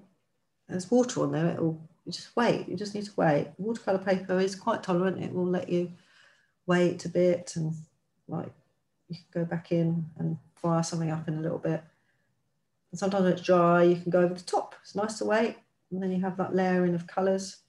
So that's dried a little bit, so I've just blobbed a bit of burnt sienna over the top. I want a bit of indigo on this leg here because he's a bit brown at the moment. You can see that wax is starting to work. This is a lighter leg than there, so just going to keep that a bit lighter and just blend that in. Just wiggle and brush around, clean it, take off most of the water, and then just blend those in. I need to get rid of all those harsh lines. Let this colour will kind of do its thing at the moment. And then I can go in and add if I need. I want that quite dark under there. And because it's damp, it just kind of flows off the brush. It just goes, I just blob it on and just wait to see what happens. I don't have to work too much with watercolour, just blob it on. You can wait, you can go back to that in a minute. I'm just gonna see what it does, see what the watercolour paper does. It's quite nice watercolour paper. It will let you, it will do random things. Leave that for the moment, I quite like that. Pull that out, all I've got to do is face yet. So let's get, I've got enough paint on there to play with that. So just pull that around. I like to keep the eye white, so I will keep that white. There's his ear, all that orange. Blend that out. And come down. Put a bit of indigo. Indigo is kind of a, like I said, a bluey grey, so you will get greens, but I quite like, it depends what colour you want. I mean, you can use paint grey, or you can use like the nice colours to use for your darks are burnt umber and ultramarine. That's quite a nice colour. You'll find your favourites to work with. Don't have to be the same as mine. So the light's coming from up above, so I'll just keep that a bit darker. I'm trying to define his ears now, so I'm going to put a bit of burnt sienna, because that's the colour I've been using throughout, on the bottom there. You see, they look similar, completely different mediums I've used. That's watercolours, that's my brush pens. I could go back to that and add a little bit darker colour, which I might in a minute. So basically you're going to work from one to the other, balancing out. So if you've got one that's slightly lighter or darker, you can go back and add a little bit more. So I think that's sort of filling with that. That's probably enough going on there. That little front guy, we'll leave him a moment.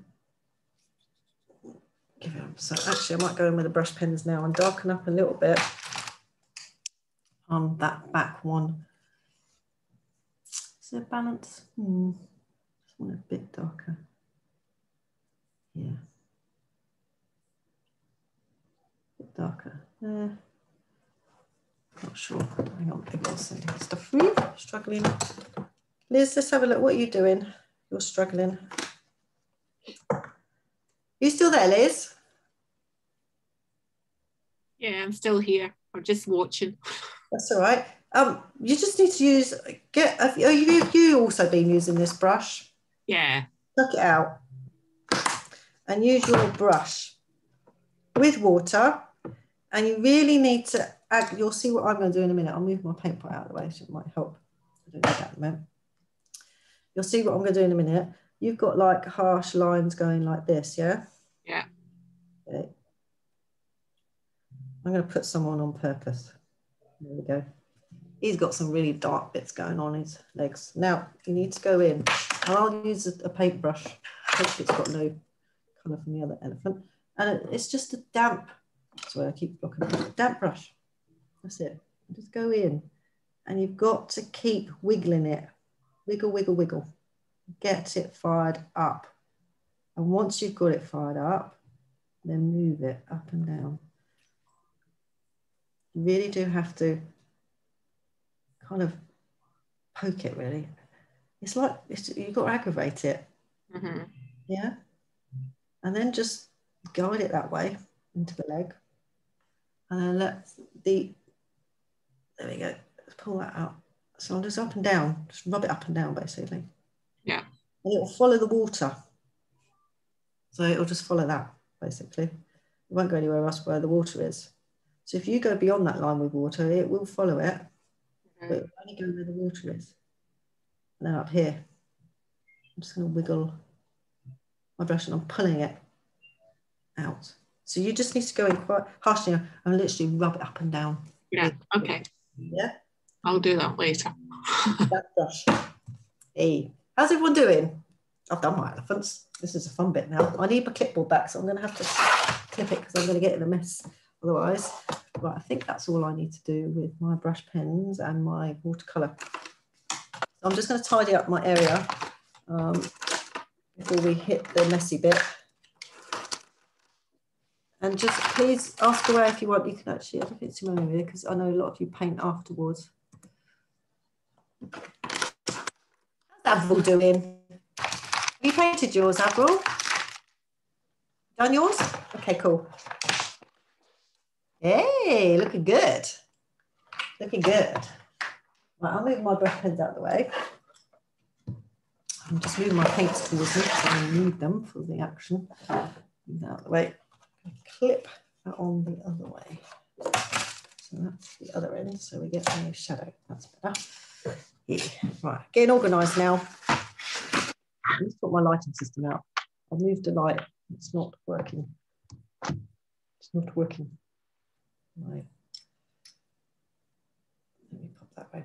So is everyone to, what's Lolly done? Lolly, that's nice. Where's Lolly? Is Lolly still there? There you go, Lolly.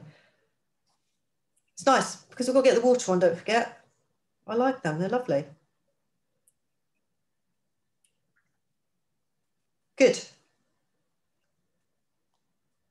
Because basically we are trying to make them look like they're moving through some water. So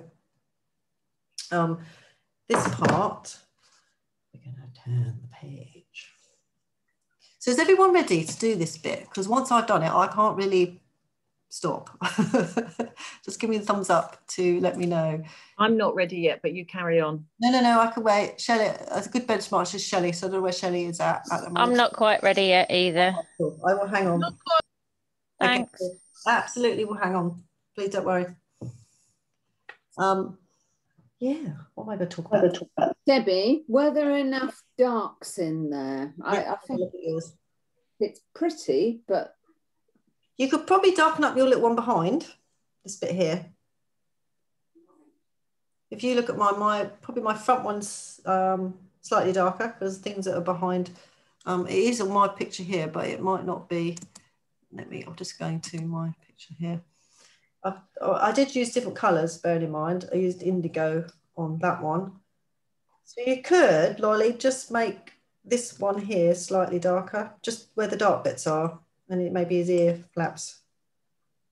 Do you want me to mark it? no, it's all right. Yeah. Yeah. I'll be brave enough later. I might. And actually, your front one here, if you do that, you need to balance out. You need a little bit of fine line there on that front one. That's me being really picky though.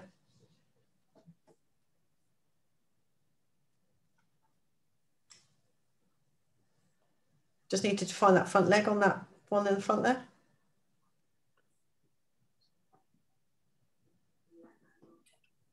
Yeah, okay. Oh, I see. Okay, I've just seen something. Right.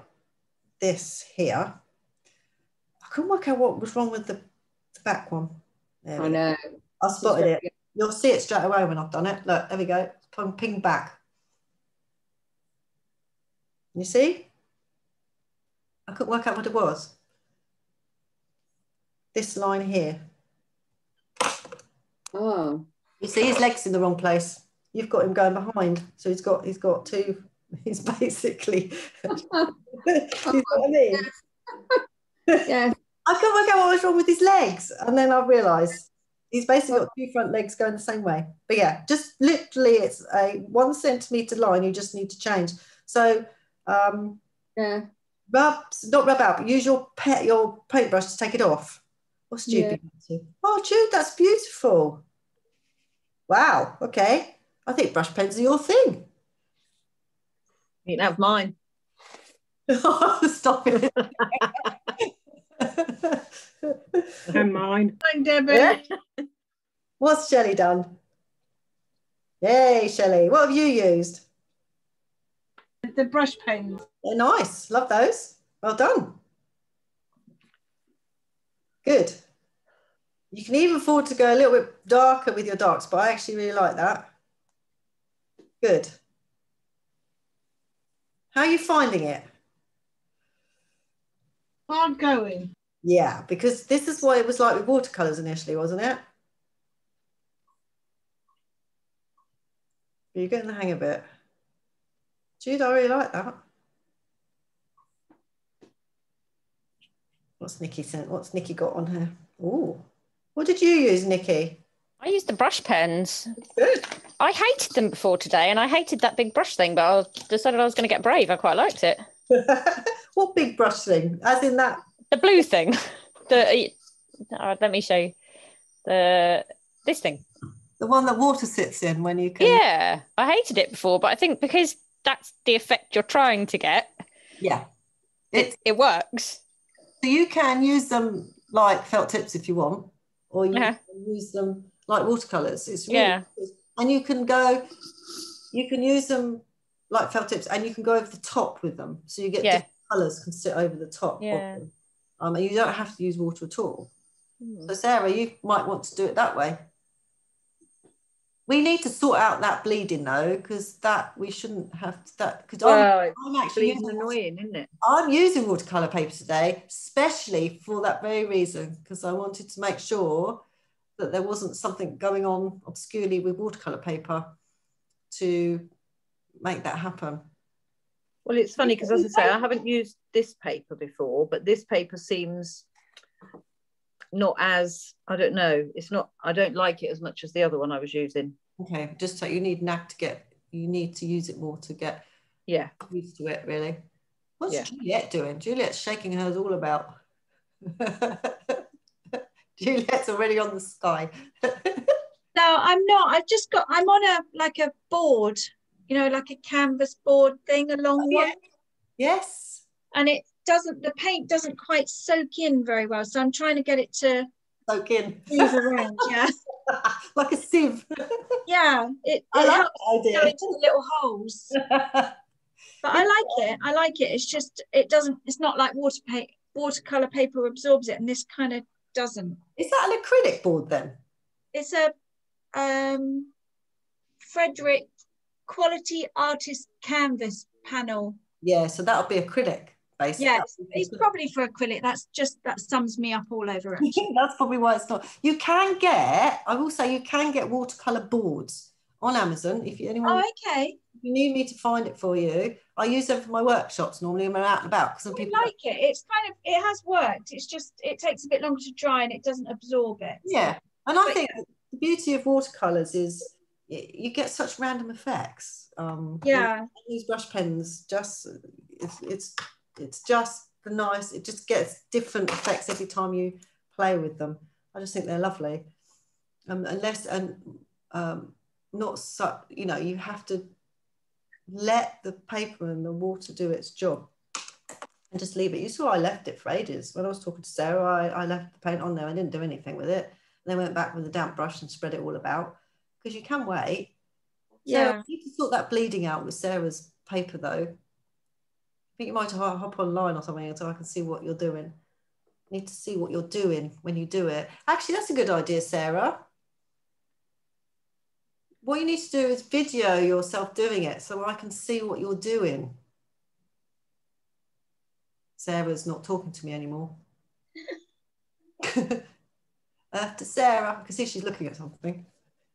Debbie, I've just tried it on mixed media paper and the hot press paper that I've got. Yeah.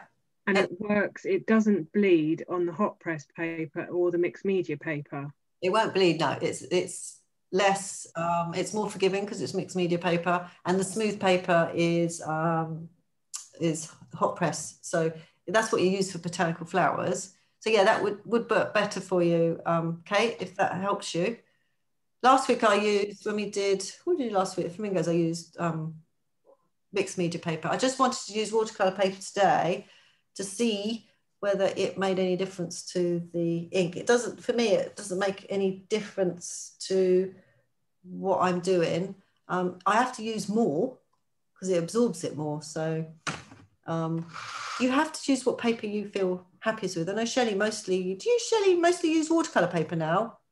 I've got both, so it depends. If I'm using paint, I use watercolour. If I'm using the pencils, even though it's watercolour, I do it on the mixed media. And Shelley didn't like watercolour paper at all when she first started with it. She hated it. So I think it's just a matter of choosing what you want, Kate, to make it work better. Maybe that's what you need to do, Sarah, for a bit. Where's Sarah gone? Oh, I saw Sarah a minute ago. I lost her.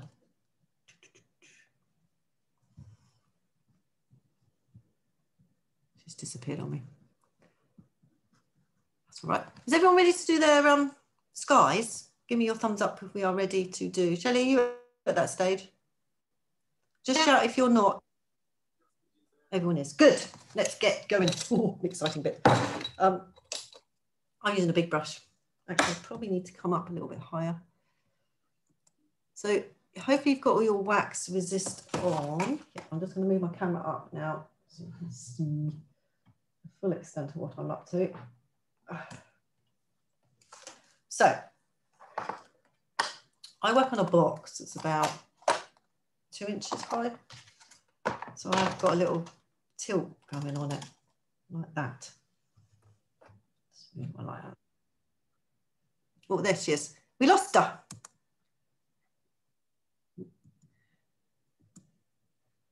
Sarah, we lost you. I was looking for you. I was talking to you and you weren't there.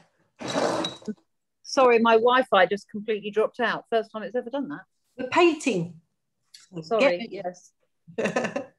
Right. So I've got my board. It's tilted about 2 inches. You decide how you want to tilt it. We need the water to drop this way. So I'm just going to move. And I'm using phthalo blue. Now, use whatever colour. The reason why we've got it tilted, because if you see the water, basically that is water that's run. Can you see? And then we're going to tip it. And all that paint is going to just drop that way. And that's how we're going to create the sky. You can see it drips off the end of the paper there. So please have something ready if you've got something valuable that you don't want staining, because phthalo blue is a very staining colour. You don't have to use phthalo blue. Please choose whatever colour you like. I'm going to go in with just water on my brush. And this is why we did use the watercolour paper, because it gives that more fuzzy, sort of, I would call it blotting paper effect. Some of you might not have been at school and had ink pens and blotting paper. But we used to, I remember having ink pens at school and we'd be issued with blotting paper. And this is the same kind of effect that you want. So it's just going to dribble off the page here. Off. Oh, I can't even find my brush now. Sarah, can you just mute yourself, because I haven't got any hands free at the moment. And I'm just going to put some up there, and then I'm going to add the blue in between his legs. It's just a slight. We'll do that in a minute. We're just going to do this top bit first, and then you're going to load it up with whatever colour you've decided to use the sky. I'm using phthalo blue, and I'm just going to plonk that on and get that working down the page. And it's just going to run. You see it running. It's running, and it'll only go where you've put the water. So wherever you put the, it's just running. I'm not doing anything. My brush is here and it's running down the page. So start at the top, because that's where you want it to run, and let it run. You can go in with a smaller brush and tighten up the edges around the elephants in a minute if you want to, or if you're bold enough, you can do it as it's sat there. And I'm just letting it run down the page and off the page. Run down and off the page. And you can see that happening. And I'm going to use some of that paint that I've got on my brush in a minute, just to go in between these little bits here, because they don't need much sky paint in between their legs. So you just very gently and carefully, with some of the paint that you've got left on your brush, be careful it doesn't run. I'm working with quite a big brush. You see that little blob? That's all right, that'll go in a minute, or we can get rid of that in a minute. Just very carefully, just fill in between the legs. And as you see, while I've been doing that, the sky's still running down there. Now I'm going to add in a bit more watery little blobs, like so. And just watch it run down the page. Tip it that way. Tipping it the other way now. Now once I'm happy with what I've got going on, I'm going to go with a smaller brush because I want it a bit tighter. Where's my small brush? I want it a bit tighter around the elephant's head. So I'm just going to use the paint that I've got on there. I'll just go in a minute and then I can add a little bit more. I hope you can see. Sorry, on the page here. Let me turn my camera down. It's going to go tight with the elephant. It's flat at the moment, so I can get a nice tight edge around the elephant, like so. Let's aggravate those a little bit more and tip them.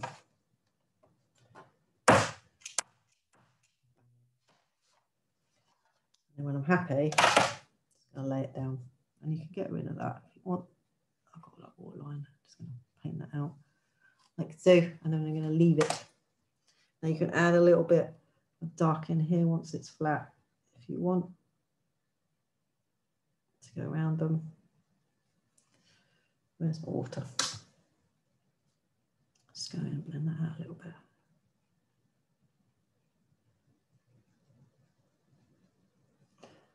And that's your sky. Don't want to favour it too much. I just like a little bit of definition around the elephants very carefully with your brush.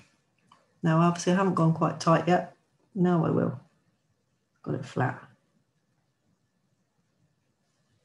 So there's plenty of time. Don't have to hurry.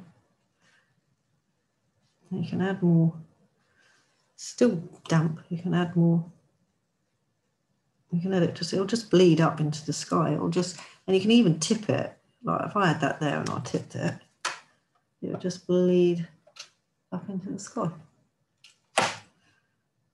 Just trying to tighten that up around there a little bit. Little damp brush. I just need to add in between his legs.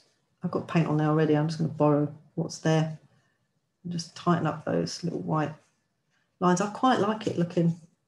If you like it a bit tighter, then feel free to change that. But I'm actually going to, I quite like the loose effect on there. So that's it with the sky. Now I'm going to tip it again. Now I've done the tight edges. I might add a bit of blue. There we go.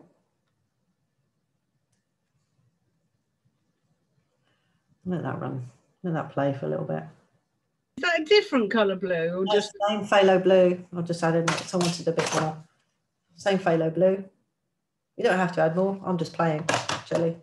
But if it's just one colour blue, add a little bit more if you want. I'm just trying to create the clouds that are whizzing past. Really, that's all I'm trying to create. So it's just tilted still. There we go. It's phthalo blue. That's all I'm working with, and then ultramarine on the water. Two different blues. And then the water is the same principle. You're literally going to put in a lot more water at the top. And what I want you to do, actually, if I get a bit of colour in mine so you can see. Now, you won't have colour in yours at the moment, but I'm just going to put a bit of colour in mine so you can see what I'm going to do. There you go, it's a bit of faded colour. I want it, this is just, technically you'll be putting water on at the moment, but I've got a bit of pigment in mine so you can see. So, right up the end there. So he's obviously, his foot's coming up there. So you can see the wax resistor starting to do its thing. And I want the water to dribble. So I want the water to dribble little lines. So I'm putting it on, you know, like it dribbles down a windowsill. That's what we're trying to create. When the water dribbles down the windowsill, you can see those lines going down there. And they're just dripping off the page. It's just, you would just have water. I've put pigment in it so you can see it a little bit. But you can see all those big drops going off, right? Once you've got that, then you shove your pigment in. So I've gone with ultramarine. And I'll just blobbing it on because I've got the water on there. trying to get the top of my picture. I've got the water on there, now I'm trying to get the pigment in where the water droplets are. So that's now running. I can see water there, and that'll run down that water. It'll just follow the water. I'm going to blob it in that water there. It'll just follow the water, and it'll just follow that water line there and that water line there. And I've got it all going down, and I'm just adding water where the colour, where the water is, like that. Like so. And it's just running off the page, which is what I wanted to do. You see? And then you can bang it. It will run even more off the page. Then you get the start, you get the start of the water, like so. Obviously, we've still got to work on that a little bit more, but that's the start of it. We need to go up into where the elephants are. So you can start giving the water up there. So I'm just going to darken up these little bits, droplets. I want a little bit more there, so I'm going to just add a little bit of drop of water there on my brush, so it runs, and it will literally just follow. I said it will follow the water. That's what it'll do. And once you're happy with your droplets, you just let it flat, and it will stop doing that. And hopefully you've got some wax resist on there, which will give you some more little water patterns. And we'll let it flat in a second. I'm just going to poke some water up where the elephants are. It's messy. There we go. Cool. So that's the start of it. So I'm just going to go in with my smaller brush now to start to darken up. Because you've got all these little wax resists going on there, it acts like little reservoirs for the paint, and it just sits. So I'm just blobbing in the paint where I've got the wax resist. There's water, and I'm just adding paint in here and taking it up to the elephant's feet, because you want to get rid of their feet basically. We can't see them. And I've got all that squiggly, watery, I can start to see the wax there. So I'm just adding the paint, and it just sits, and take it across here to create that kind of water. I'm just dropping it in there, dropping it. It's still really wet, so we'll just take it. We're going to use a stick in a minute, or you can use the end of your paintbrush to create that kind of swishing effect. I think I added a bit of indigo for a bit of dark, which you can add into the water if you want to. Oh, it needs to be a bit more water at the front there. So to get dark, I'm going to add in a bit of indigo to get that darker at the front there, and then finally some splatters. So I'm going to add a little bit of indigo into my ultramarine to get a little bit of dark where his feet are. You can see the dark there now, and then a little bit of dark up here. This is indigo and ultramarine, and I'm actually going to add it in front here, just sweeping it across the page. And you can tip it if you want it to run. It's your choice. And add a bit in here. Just little dark patches of it, just to give a bit more contrast in the water. And then I've got, you can either use the end of your paintbrush, or I have a little cocktail stick here, and I flick it up. Got little puddles of water, paint here. So you can kind of just flicking it up. You can use the end of your, where's a small brush? There's a small brush. You can just use the end of your paintbrush if you want. Just some splashes of water, that's all I'm trying to. But you need lots of paint on there to do that. So it covers the legs basically.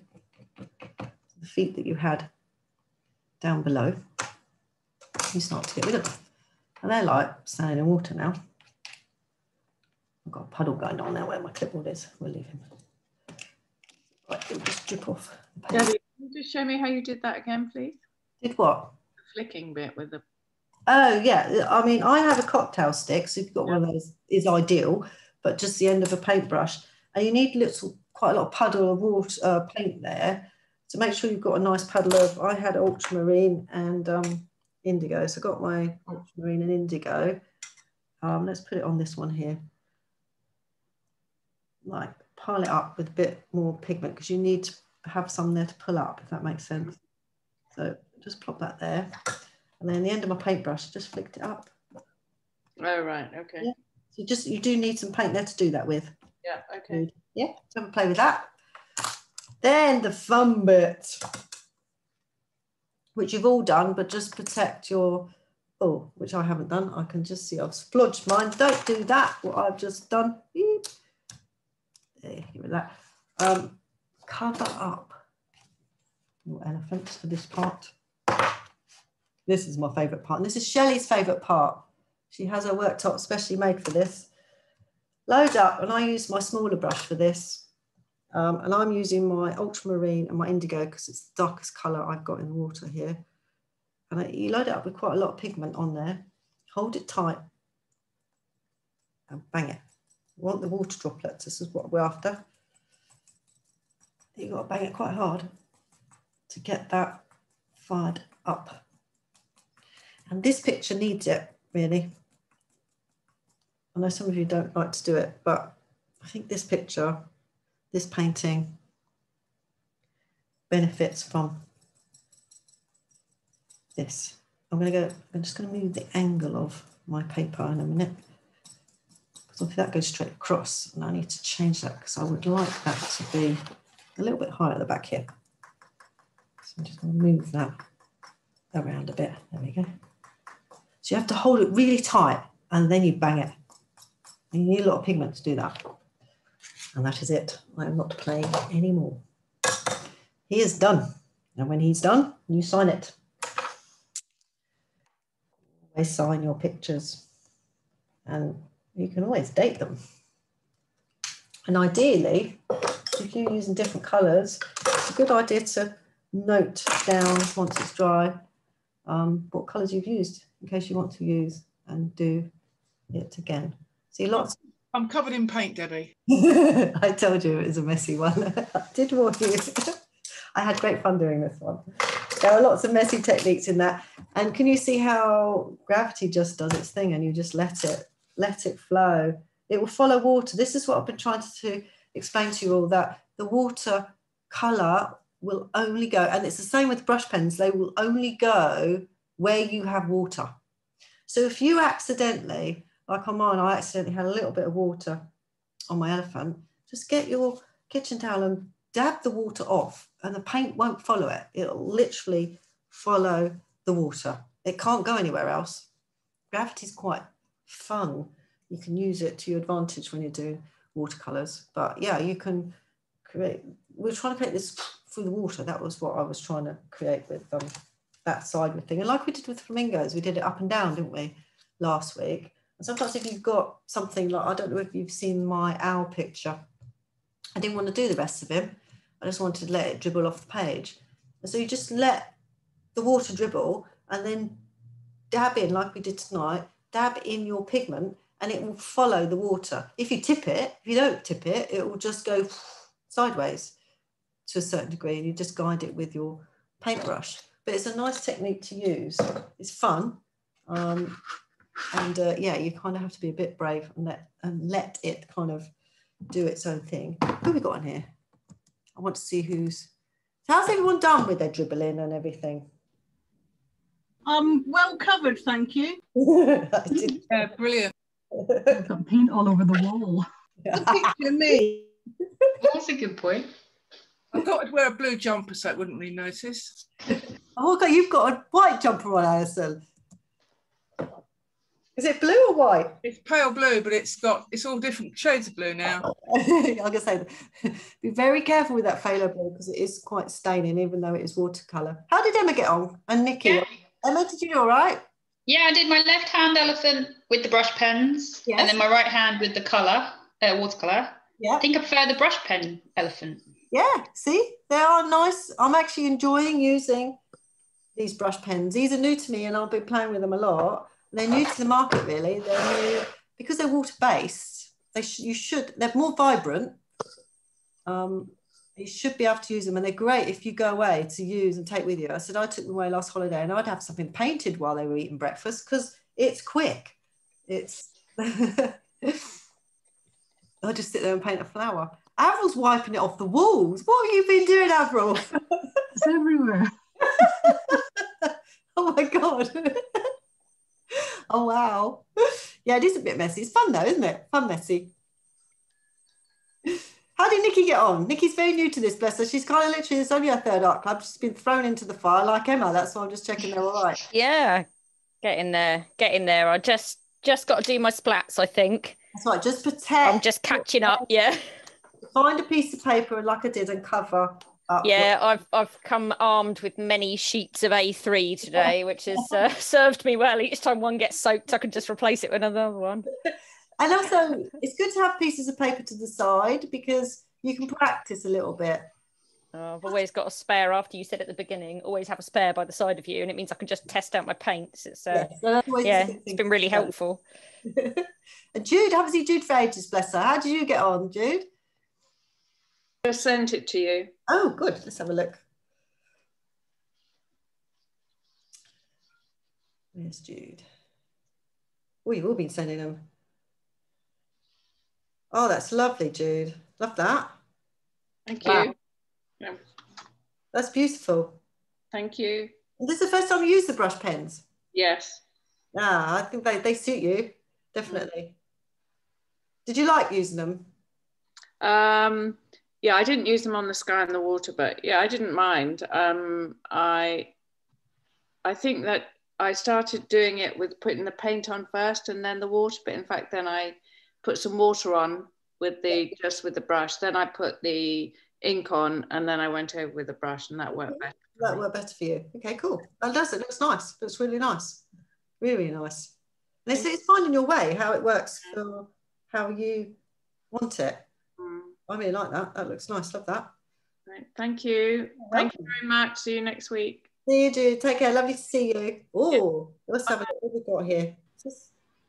Who's this, Shelley? Oh, wow. Shelley, yours are really running through the water. Yeah, and through me as well. That's beautiful. Love that. Well done. Thank you. They are running. Very wet. It's got to dry. Yeah, no, let it dry. I said to create this kind of, we were trying to create this movement today, movement through the water. And for me, to do that is to get the paint dribbling and moving around. And then obviously the elephants are more static. That's beautiful. It certainly did that. What's Amadine? Oh, Amadine, that's lovely. I love to see Amadine. We haven't seen you for a while either. Lovely to see you today. That's beautiful. Well done. Yeah, time to go back at it because I couldn't do it and catch up. I just didn't never find the time. So. Yeah, I think that's sometimes the problem is doing. Yeah, I'm a bit like that sometimes, but that's lovely. Well done. Well done. Good.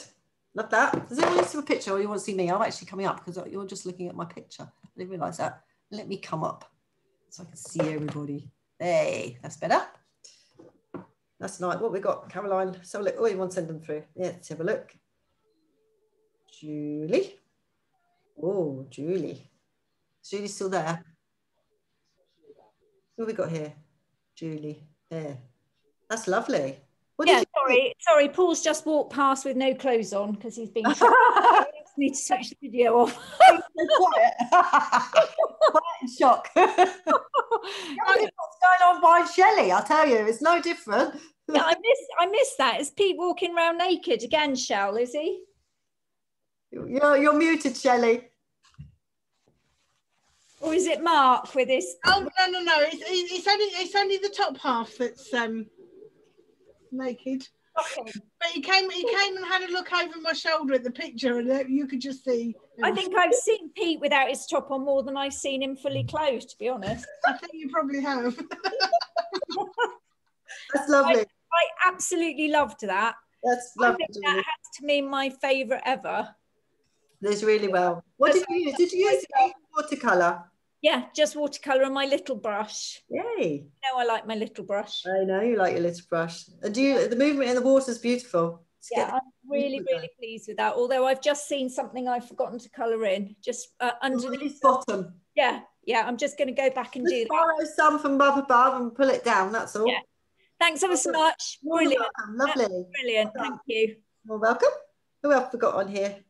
Right, I'm going to go as well. I'll see you soon. See you, Shelley. Take care, mate.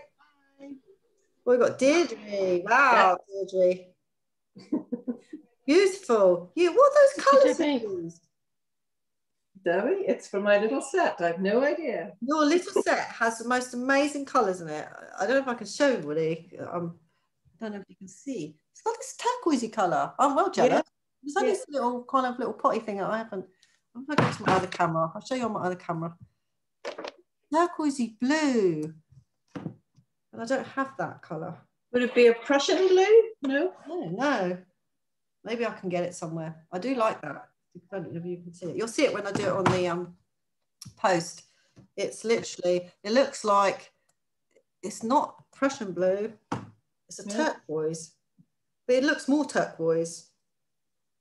You said you got it out of Lidl or somewhere, did you? No, our little art shop. It's I don't know if people can see it. It's a little kit like this. Whoops.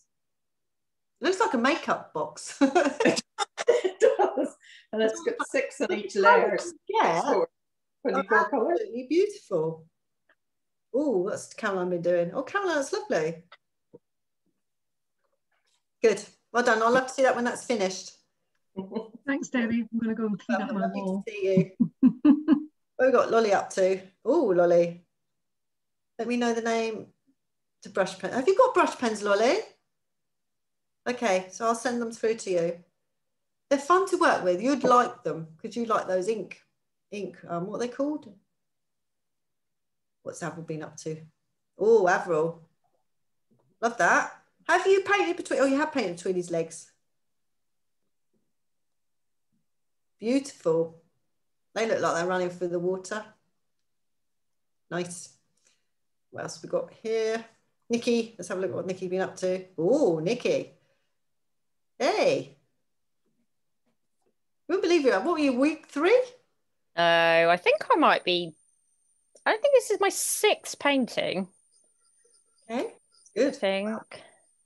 I do have blue all over my laptop, despite the fact that I thought I had a bit of paper over it, but and I think it's all over my face too. That's good though. You've got me wanting to actually try out my brush pens now. And I think it's good for you to get, equipment. I said these are new to me, so I'm still experimenting with them. You can, the sky we did. You can do that with brush pens. Really? Yes. How would you do that? Go with it. There's a lot of pink. Let me see if I can do it on the back of this. You need to put, I had a little experiment. I always find that you can't get the colours dark enough. You have to. And then they don't blend. You have to put a lot of pigment on. Let me find a dark blue. Let's put it to keep on. Now I'm using, let me go to my other camera.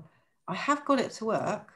Doesn't work as well as watercolours. That's why I didn't use it for the sky on the elephants. I prefer the watercolour paints. Get some colour on there, basically, however you do it. Where's my pen? I'll put everything away. There we go. Artesia one. So this is that was the Creative Peak. This is the Artesia one. The Artesia one seemed to be a bit. Yeah, that's what I've got. Colourful. I do like the Creative Peak ones though. Mine are castle ones. I don't know. Maybe they're not so good. Oh, are they ink? They're the thing. Hang on. Watercolour brush pens. Okay, maybe I'll get some castle ones and see what they get up to, Sarah. Then I'll know what you're working. Now I'm just going to squeeze. Can you see? I'm just squeezing the water out of this. Oh, okay. Right, squeeze it out. Oh, okay. So I'm experimenting with these because I've never come across these before. And look, it just dribbles. Okay. You've got to let it, it go where the water goes, as I said before. You just tease it down where you want it. Like that. Squeeze it. It will do it. Not as, I don't think it does it as well as watercolour, should I say. The bit that I struggle with is when you then need to go back in to put in some more colour into wet. Yeah, with the ink pens. Yeah. This is when you need to let it dry a little bit. Okay. They're like felt tips, basically. You kill them off if you... Yeah, it just sucks up the water. Yeah, so that won't work. So they will work to a degree. I don't think they work as well as watercolors personally. No. But not for the drippy stuff. Use it for the giraffe. We are using this, and I did use this. But if you look at the picture, there's not much of it. Does that make sense? Because it's not. We can't get the pigment out of this like we can watercolor, because we can add to it. But it will work. As you can see in there, it will. It will. I just need that to dry a little bit more. There you go. A bit in. Oh, okay, so it just can't be as wet. Yeah, it's starting to. It's a bit drier. Oh, I need to go and have a play now. Yeah, you do. I mean, I'm literally still playing with them, and then I'll go with my pen, and I like to squeeze a load of water out of this. You got to get this thing working. This. Yeah, I didn't get on well with it before, but that was quite good to get brave. Yeah, and you just let it. Just watch what it does. Yeah. I'll mix paper here, just bearing in mind. I haven't got any watercolor paper to hand. This is mixed media paper, and then like it just effects. You just got different things going on. So, and you can then go in and baby girl, move that around, look like that, if you want, and just play with it a little bit more like that. My job over the weekend, along with getting, I've just taken a photo of my face. I am completely covered. It's all up my eye. Oops.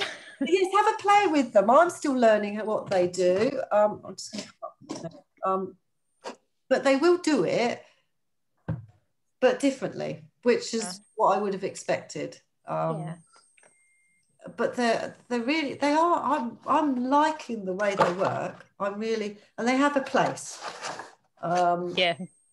And I think it's just finding. And I said I like to mix it up with the ink and the watercolors. I'm quite happy for everyone to do pure watercolors. It's really down to personal taste. I was trying to create movement. That's what we were trying to get with the elephants running through the water.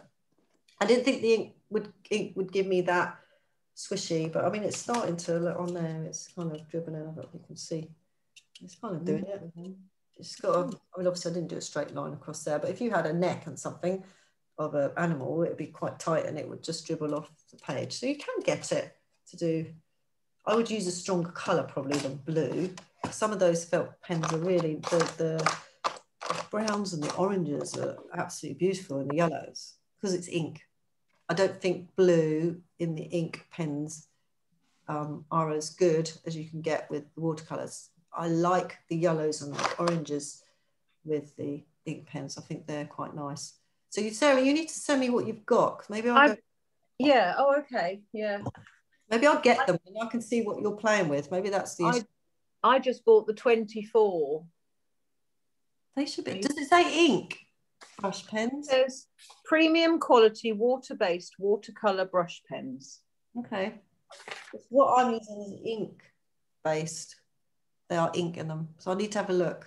So these are water-based, so maybe that's... They are water-based, the ink pens that we've got. Artesia, Nikki's got them there. Yeah, it just says water-based ink. Yeah. So the two I work with... Well, these are water-based, but it doesn't mention any ink. Yeah, that's what I'm curious about. I'll get some. Oh, I want your set, Debbie. I've got 24. I'm looking jealously at all the colours. Oh, you won't want to see the other set I've got then. Oh, don't. 48. 48. And these are the two that I work with when we're doing art club. They're both as good as each other. Creative Peak are the ones, and they're a mixture in there. I just throw them in one box and then I just use both those. And I just buy them when they're on special offer, which they are sometimes. I mean, this was like £15 off these. So I bought a packet.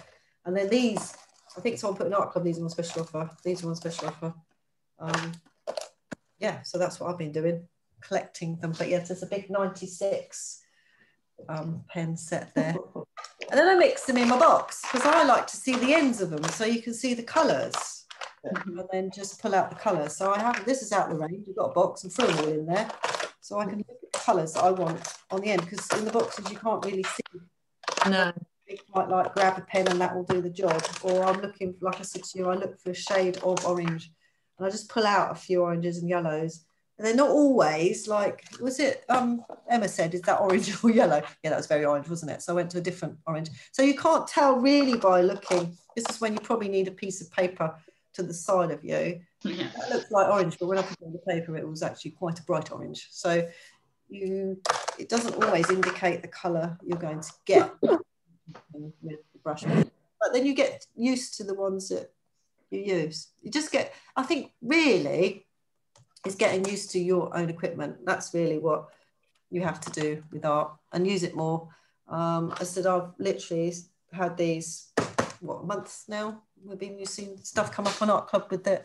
I just think they're quite nice. But you don't have to use the brush pens. They're used exactly the same as watercolors, so you can still follow along. I've sent you a message, Debbie. Okay. Oh, Bromley Art have supplies. Karin brush marker pro pens. I don't know what that is. We'll have to look at that. Have you got a link on there, Lolly? I've got a, because I've bought from them before, I've got a catalogue. Catalogue. Okay, well, you can screenshot that and send it to me. I've just got, oh, I can see Juliet. Is Juliet still on here? Yes, she is. Yeah, I am. Although I carried on painting after I sent that to you. I can see the acrylic. It's a good acrylic board for sure, because it's got that crisscross texture on it.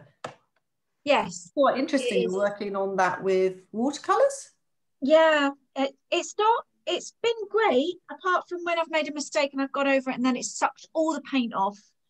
So now I've got a couple of like empty spaces, but I'll just wait until it's completely dry and fill it in again. Acrylics are plastic based, so yeah. That's what. Oh, let's have a look. We've got Sarah. I'm gonna go, Debbie. Thank you. Yeah, I really enjoyed that. Yeah, thank you. Feel free to go. I don't, because I'll chat forever. I'm okay. I won't. Please don't feel like you're being rude. Just click off. Thank you. You never get a word in edgeways. See you, Nikki. Bye. Bye bye. What have we got on here? Sarah. Eventually. Wow. Where's Sarah? Is this Sarah? Hey. It's not my best, but it's growing on me a bit. You know what? They look like they're just walking through a storm, because you've just got that bit of on the back there where we had the spread of orange.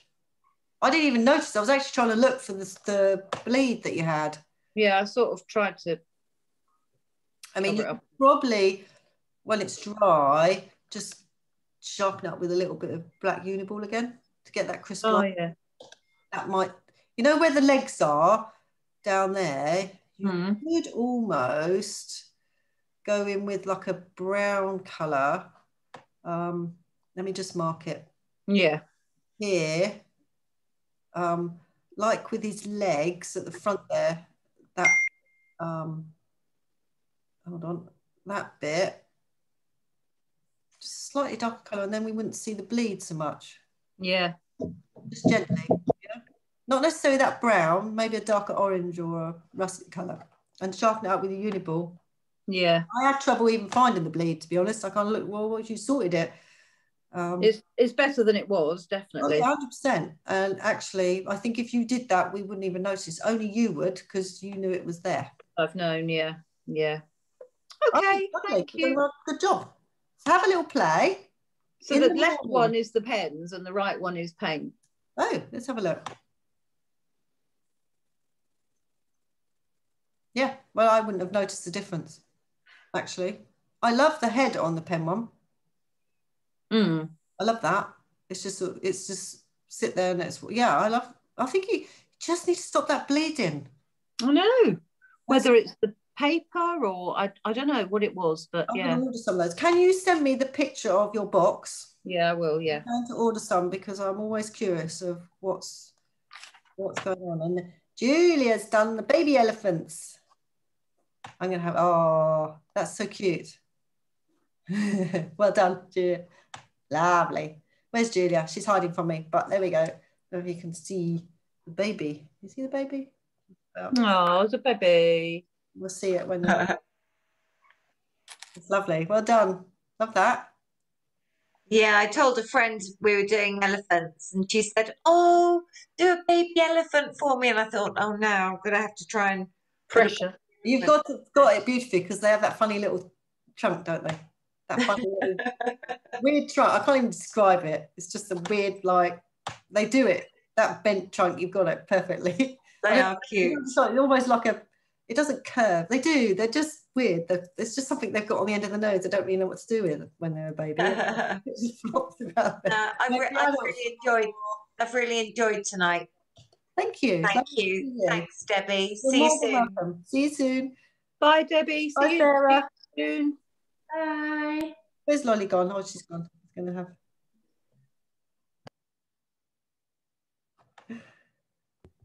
Thank you, Debbie. It's great fun. Thank you very much. Bye. Send a when you're done, Juliet. Bye. Bye. Bye.